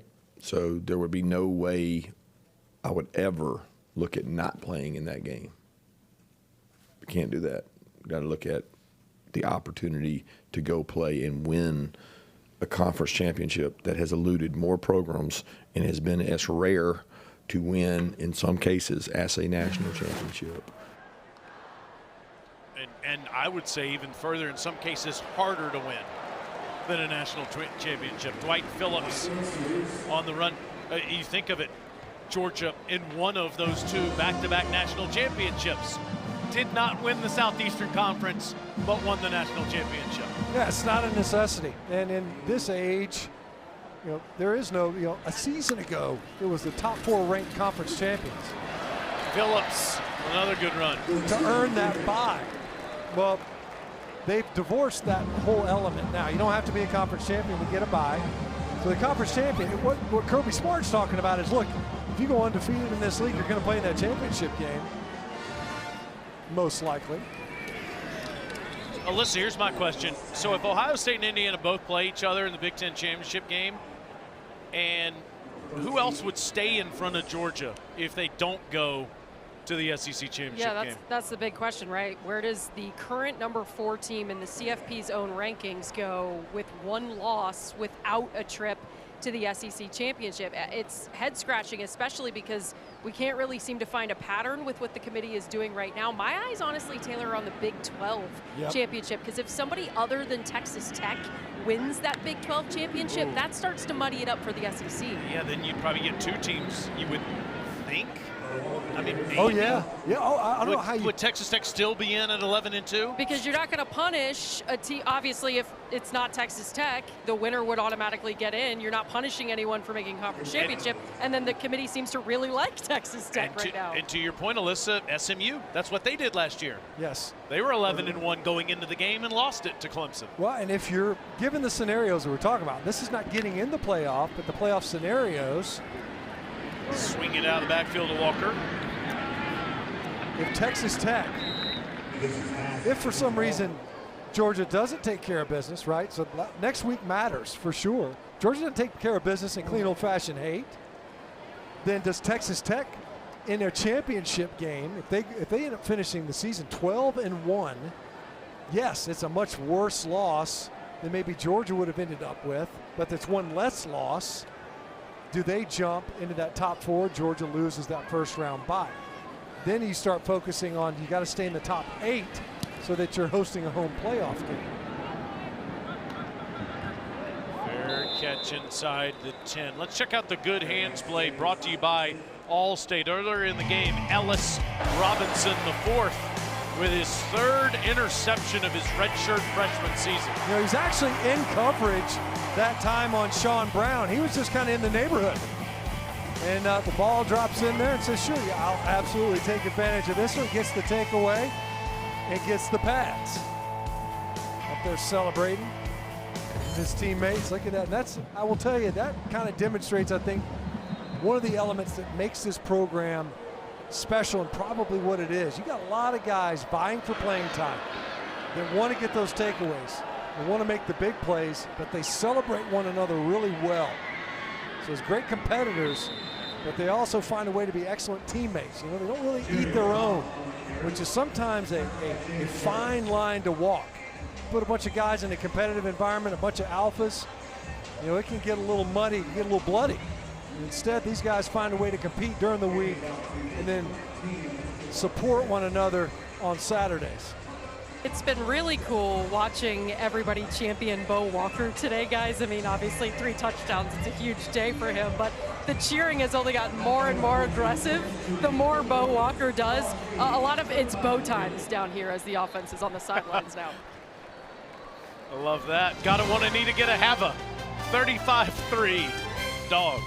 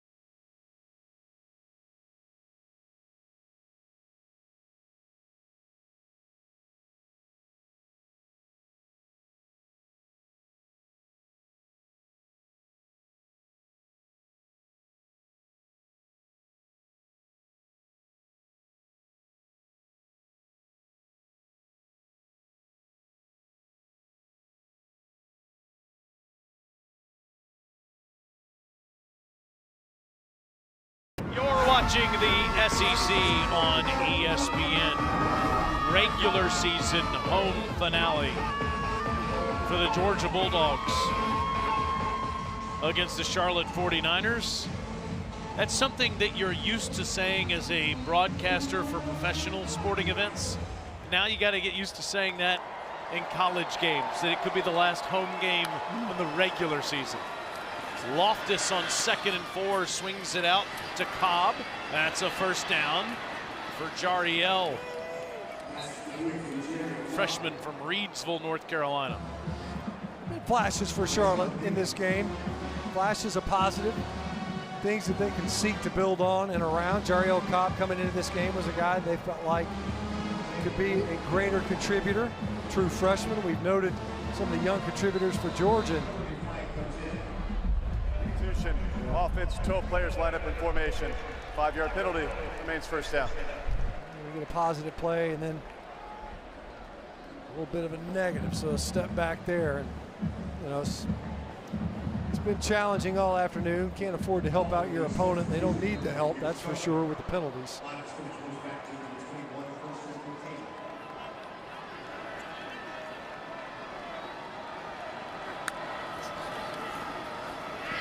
Loftus pumps and throws into coverage. And Dominic Kelly, freshman from St. Petersburg, Florida, his third pass breakup of the year. Nice break on the ball by Dominic Kelly. We talked about that big catch he gave up earlier to Sean Brown along the sideline. Nice break on the football there. Get in front of that pass. We were talking to the players yesterday, KJ Bolden and Gunnar Stockton. And we were talking about how they even do walkthroughs. They go 4 deep in their walkthroughs. Everyone has to be engaged. If you're a depth player, you're still getting reps. 2nd and 15, swing it out to Burns. 3rd and long coming up. Speaking of being engaged too, Stinch, one of my favorite things that KJ Bolden told us yesterday was that he hears from Malachi Starks, former Georgia Bulldog, every single game day. They talk a lot throughout the course of the week, but he said, I always get a text from my guy Malachi before I run out there for warm-ups. Pretty cool how the brotherhood continues even into the NFL for Malachi. Yeah, I mean, you can see obviously those relationships, they're really intentional in that regard. They stick. I almost gave Malachi Starks the pass breakup just a moment ago. Getting used to a new number 24. Get it off. A lot of confusion. Grayson Loftus was looking over to the sideline. Prior to the Dale A game, timeout was called by Charlotte. It's their first of the half.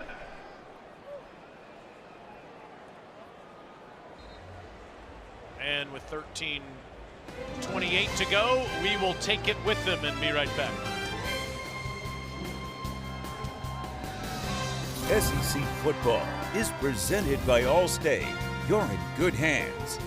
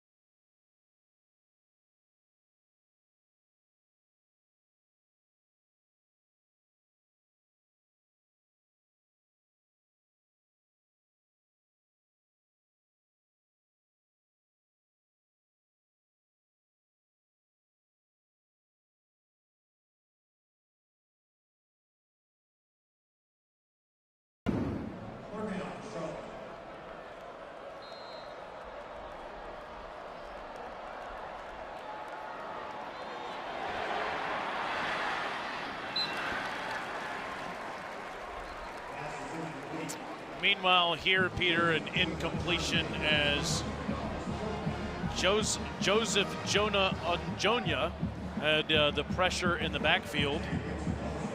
And it forces a 4th down, and Charlotte's going to have to punt it away again.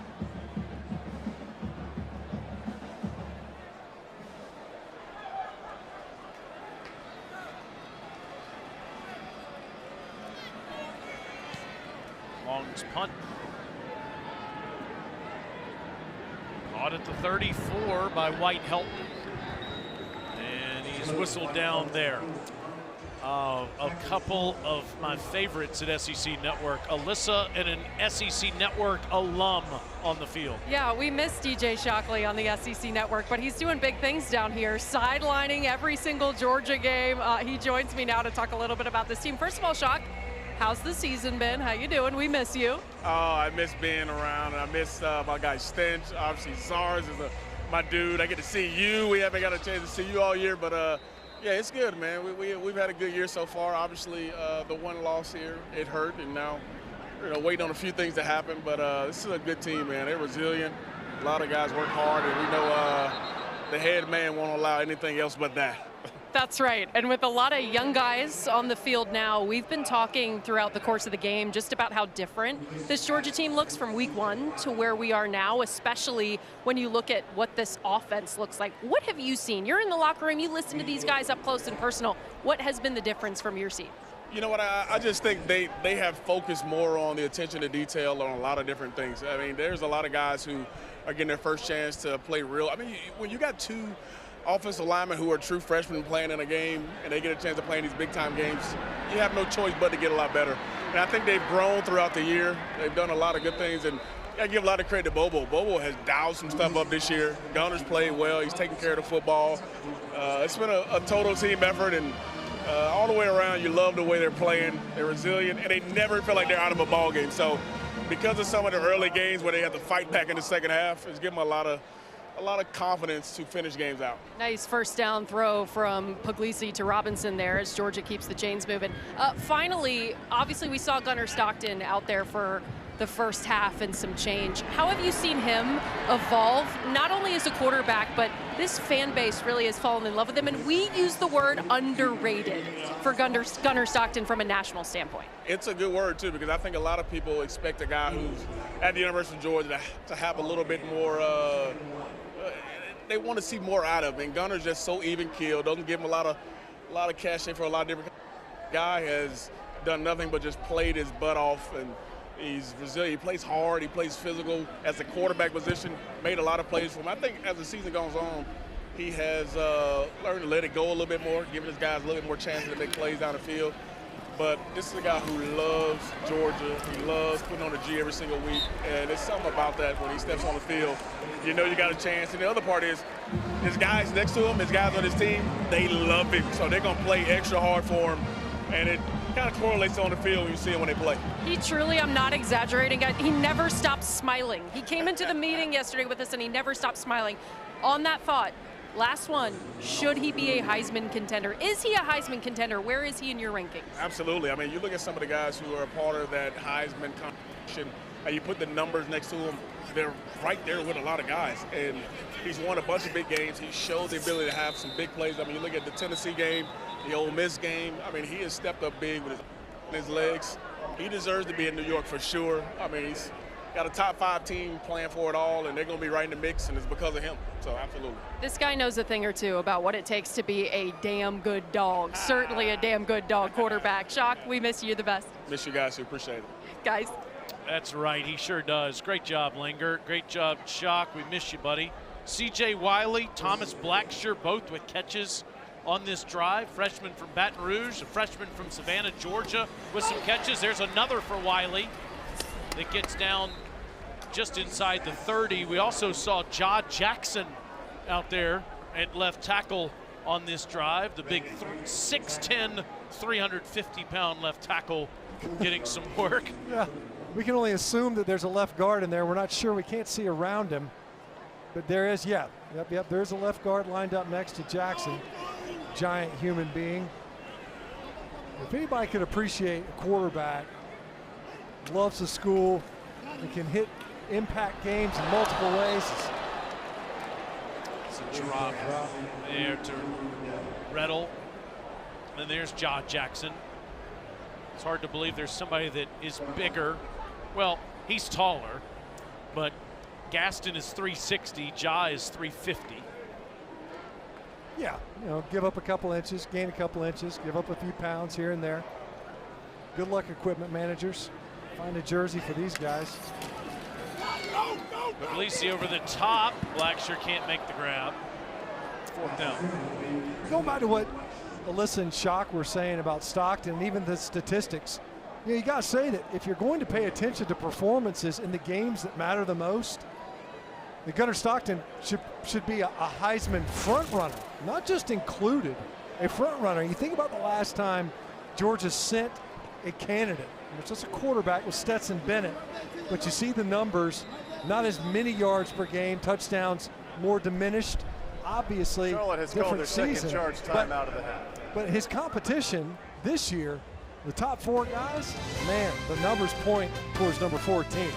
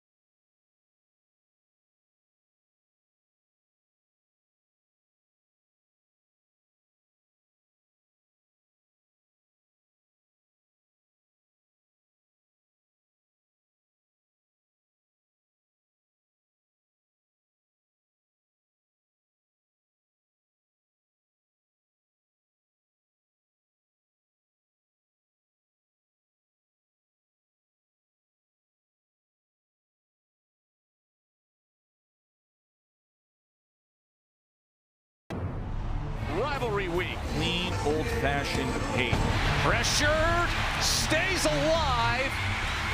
Jamal Haynes reaching and getting it. King to run it. With a big block, straight ahead. Haynes, King, touchdown.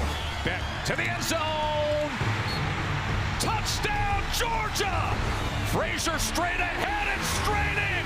Oh, it's great in 8. Georgia wins it. There have been 118 meetings in clean, old-fashioned hate, and that was the wildest. 44-42 and 8 overtimes on this field last year. 4th and 3, Puglisi incomplete on a slant. And Covey White-Helton can't make the catch. It's a turnover on downs. Matt Stinchcomb was undefeated in Atlanta as a player in clean, old-fashioned hate. Again, that game last year was nuts. You see a recap of what happened in 2024. That was, you and I were together. We were driving through a blizzard the next morning talking about it, that Missouri-Arkansas game. And you're just trying to wrap our minds around how that happened. It was crazy. Yeah, I mean, I was sitting on my couch. I watched the first half, drove to the airport, got on a plane, and was halfway to Missouri by the time the game ended. It's crazy. That was, and you know they changed rules because of that game. You can't call timeout. That's what, you know, Coach Smart did that a lot in that game. It was smart because there's only so many two-point plays that you have. So you go out there, let me see your formation. Okay, good, timeout, burn that formation. At least you got to look at it if they come back out in it. Now they're saying, no. This thing's not going to go on forever. You can't get halfway to Missouri by way of Duluth and have this game keep going. Gainey a good run, and then Cobb there, and right at a first down marker. The 21st century has not been that kind to Georgia Tech, especially the last 15 years or so. This year, it's closer to a fair fight. Oh man, it makes it so much more fun when the rivalries have teeth to it. You know, and there for a while, it was kind of a foregone conclusion. I mean, the production that this offense has put together, and shout out another Parkview grad, Buster Faulkner, who cut his teeth here. You know, played for Chris Hatcher down at Valdosta State, where Kirby Smart started his coaching career. What a catch! Caught by E.J. Mason over Dominic Kelly. Man, Dominic Kelly getting picked on a little bit here in the late goings of this game. Another big shot downfield. Physical towards the end of that route too, and great job bringing that ball in. What a play, explosive for E.J. Mason. There's a guy on this field, Chris Hatcher, who was Samford's coach, that coached E.J. Mason at Samford, and I know he was excited for one of his former players there. 38 yards. Loftus dumps it off out of the backfield to Gainey. Gainey slips a tackle. Stepped out of bounds. Well, let's play 2 degrees of Chris Hatcher. And Chris Hatcher gives Kirby Smart his first job at Valdosta State, coaching at Valdosta State. The infamous Will Muschamp hire. Will told Kirby to draw a 4-3 defense up there, and he put 13 players on the field, and Kirby said, no, I'll put 10 players on the field. Either way, he was wrong. But that's where Buster Faulkner, the offensive coordinator at Georgia Tech right now, who spent time at Georgia. Todd Monken was here, Mike Bobo was here. Faulkner goes to Georgia Tech, and they are piling up yards with a Heisman candidate of their own at quarterback in Haynes King. Inside handoff to Gainey, not much. Reminder that game, Georgia at Georgia Tech, 3:30 on ABC on Friday. Number 4 Georgia, number 16 Yellow Jackets. Both teams only one loss on the season. Georgia Tech plays Pitt tonight, and if Georgia Tech wins the game, they're going to the ACC championship game. It's been one heck of a turnaround for that program. Brent Key's done a phenomenal job. There's a name that's been kicked around for some other job openings.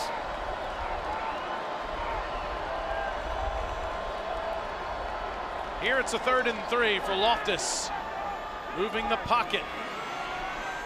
Running, throwing on the run, and intercepted.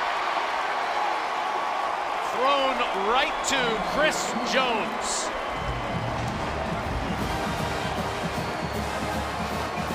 Excuse me, that's Daniel Okonkwo.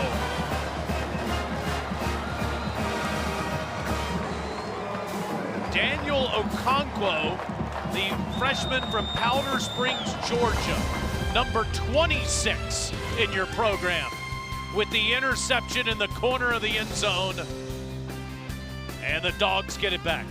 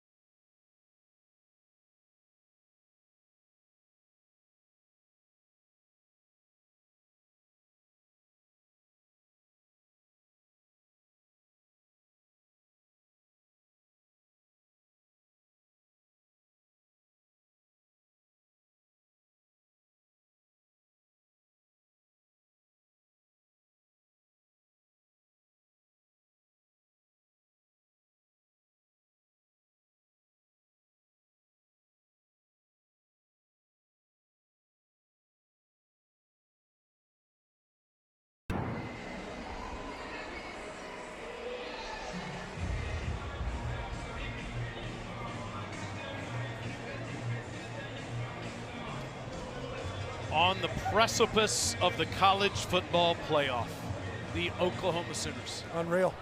You talk about, you think back to the Red River rivalry, John Mateer and that injury, pressing in that game. We did them the following week versus South Carolina. Walker getting loose. And of course, underperformed versus Ole Miss. Ole Miss, one of their signature wins this year was that win on the road versus Oklahoma. But then, of course, you know, climb back into it. Huge victory on the road in their own right. Bryant-Denny Stadium, Alabama, who did everything they could to lose that game and ultimately did. Another run there is Dylon Womack on the tackle. Just 5 minutes left in this one before the Dogs get to 10-1 on the season. So Aggies 11-0 after today. No problem with Samford. See what Ole Miss has in the Egg Bowl on Friday, and like almost everyone else that's watching this broadcast, I have no idea what to make of this Lane Kiffin Ole Miss situation. But I do know this. This is, with the exception of the loss that Ole Miss had on this field, it's the greatest season Ole Miss football has had, maybe ever, certainly in 60 years. And I hate that all of this conversation is going on while it's happening. Well, it's easy to avoid. I mean, there's a pretty simple way to end the conversation, which, of course, the fact that it has not been ended invites further speculation, and it's been one heck of a distraction, at least externally. You got to wonder how, you better have a strong control of that locker room and the narrative they're in to avoid it being a distraction of what is otherwise a historic season for Ole Miss. They're about to put together their 11th win, potentially, right? They got a shot at it. And because of that, you think it's diminished because of the conversation around the head coaching decision. Roderick Robinson on that last play, but now there's Cortez Smith unable to get up. Again, Drew Bobo held out today with a hand laceration. Malachi Tolliver started the game at center. Cortez Smith, the freshman from Wilbur, Georgia, Parkview grad. There's Bobo. The SEC Week 14 slate is just remarkable. You think of Friday. Yeah. Egg Bowl to start, then clean old-fashioned hate. Then you've got the first game in Austin between those two in over a decade. Played last year in College Station and Texas won it. And that's the beauty, you know, the SEC is putting rivalries back together. They've done a great job when they did that expansion. And then Saturday, it just stays wild. It's not like anything's calming down. Kentucky and Louisville, who knows what's going to happen there? One of the most improved teams in the country is Kentucky. Vandy, Tennessee, and Tennessee offensively, always a threat. Vanderbilt, you know, starting to leak yards last time out. And then, of course, for some reason, Adam Coppinger, who is producing the Palmetto Bowl, did not put that on the screen. Yeah, well, and he is rightfully hearing it from the people around him in the truck right now.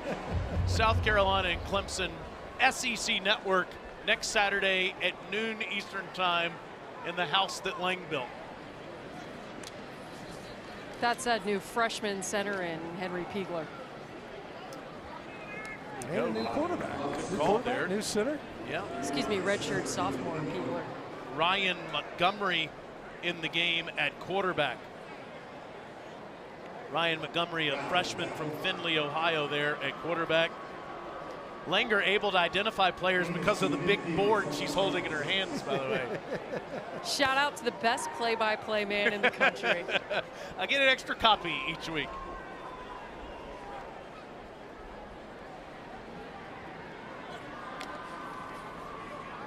Roderick Robinson, a few yards there down inside the 45 near another first down. Well, let's hope that Cortez Smith is okay, but I think the big thing today, Stench, you get out of here, You don't really have any significant health issues. You did have the Stockton interception. I'd like to live without that in the first half, but a clean performance by and large for the Dogs. Yeah, that's the one thing that you have to get out of. Obviously, check one is win the game. The next step is to stay healthy, and then, of course, the third is to see if you can get your depth players some meaningful reps. They have. They've been able to accomplish that. And then in preparation of what is a short week, you're going to be playing on Friday. All 5 touchdowns coming on the ground as well. Bo Walker has 3 of them in the game, and he has the ball there, not much. Stellan Bowman on the tackle as we get to the 2-minute timeout. Georgia getting ready for 10-1, eat some turkey, and then try to beat the Jackets on Friday. And as we mentioned, heading into that week, who knows? And Kirby talked about it. I want to play in all of them. If there's a championship, I want to play in it. Georgia's got a chance to do that. They're going to put together another W in the win-loss column, and they're looking to wrap up this season at home on a positive note.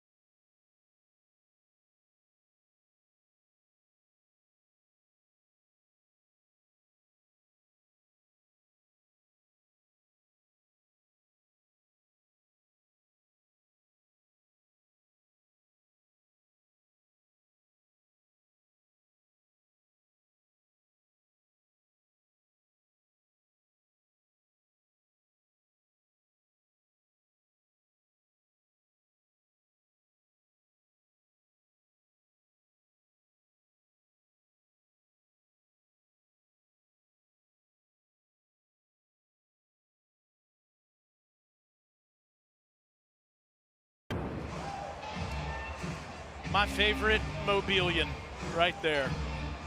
The great Vince Dooley. You're watching SEC football presented by Allstate. And on his field, his team, the Dogs, leads Charlotte 35-33. Just 2 minutes to go in this one. And again, Ryan Montgomery in at quarterback is going to hand it on a little pop pass to Jeremy Bell that counts as a sweep and a pass. And Jeremy has a first down. I'm not going to point out that your entire family is from Mobile. I love them. Outside of the family. All right, but I'm not going to point that out. Coach Dooley did come to a Zarzer wedding, so he counts. Okay, so he's a family member. Yes. Oh, wow. One family event, he trumps everyone else. My favorite Mobilian outside my entire family. Outside of everyone I'm blood related Did to. you like how all of us tried to park in Barbara Dooley's parking spot before the game today? All 3 of us. All 3 of us did. Brandon Mathis in the game now. Next to Williams. Next to Montgomery, rather. And there is a handoff to Mathis, who goes for it. I got to get this in before we're done, in case you didn't know this about Charlotte 49er football and that school. In 1946, the school was founded as the Charlotte Center of the University of North Carolina to handle the influx of servicemen returning from World War II. 3 years later, in 1949, Bonnie Cone kept the school going, and it was renamed Charlotte College. Years later, they had a vote to become part of the UNC system. 49-0 vote to become UNC Charlotte. The school's also located on North Carolina Highway 49, aka University City Boulevard. So that's why they're the 49ers. Not because of the gold rush of California, but because of all the references to 49. And they scored some points here today against Kirby Smart's Bulldogs, who win 35-3. How about this, Matthew Stinchcomb? First time in program history with 5 straight 10-win seasons. You know, given the recent success, you think, wow, that's hard to imagine, but it just shows just how hard that is to accomplish. And Kirby Smart that accomplished it is with Melissa. Kirby, you said you wanted to see consistency from your entire team today. How would you evaluate what you saw today? It was good for the most part. Had good energy. Had to bring their own juice. I think that's important. They were able to do that. On to the next. You put Gunner back in to start the second half. What'd you make of just the day he had distributing the football? Well, he did a good job. We got to continue to improve it and get some guys to play well around him. He did a good job with what we asked him to do. You had a lot of young guys who got some big reps today. Bo Walker had 3 touchdowns. What did you see from him, and what do you like about him for your program? He's competed all year. Scout team's done a great job. He competes every day. I love the kid. He comes with a smile on his face every day. Huge rivalry game next week with Georgia Tech. What do the next 6 days look like to prepare for that team? Quick turnaround. We got a quick turnaround, tough prep, hard team to prepare for. They got a really good team. Thanks, Coach. Thanks, Show Dog. We look forward to that one, too. Clean Old-Fashioned Hate is Friday in Atlanta, Georgia, with the Jackets and the Bulldogs. Last regular season game, could be the last game, period, this season at Sanford Stadium. We'll see what happens in the playoffs. For Matt Stinchcomb, Alyssa Lang, and Adam Coppinger and his great production crew, I'm Taylor Zarzer. So long from Sanford Stadium.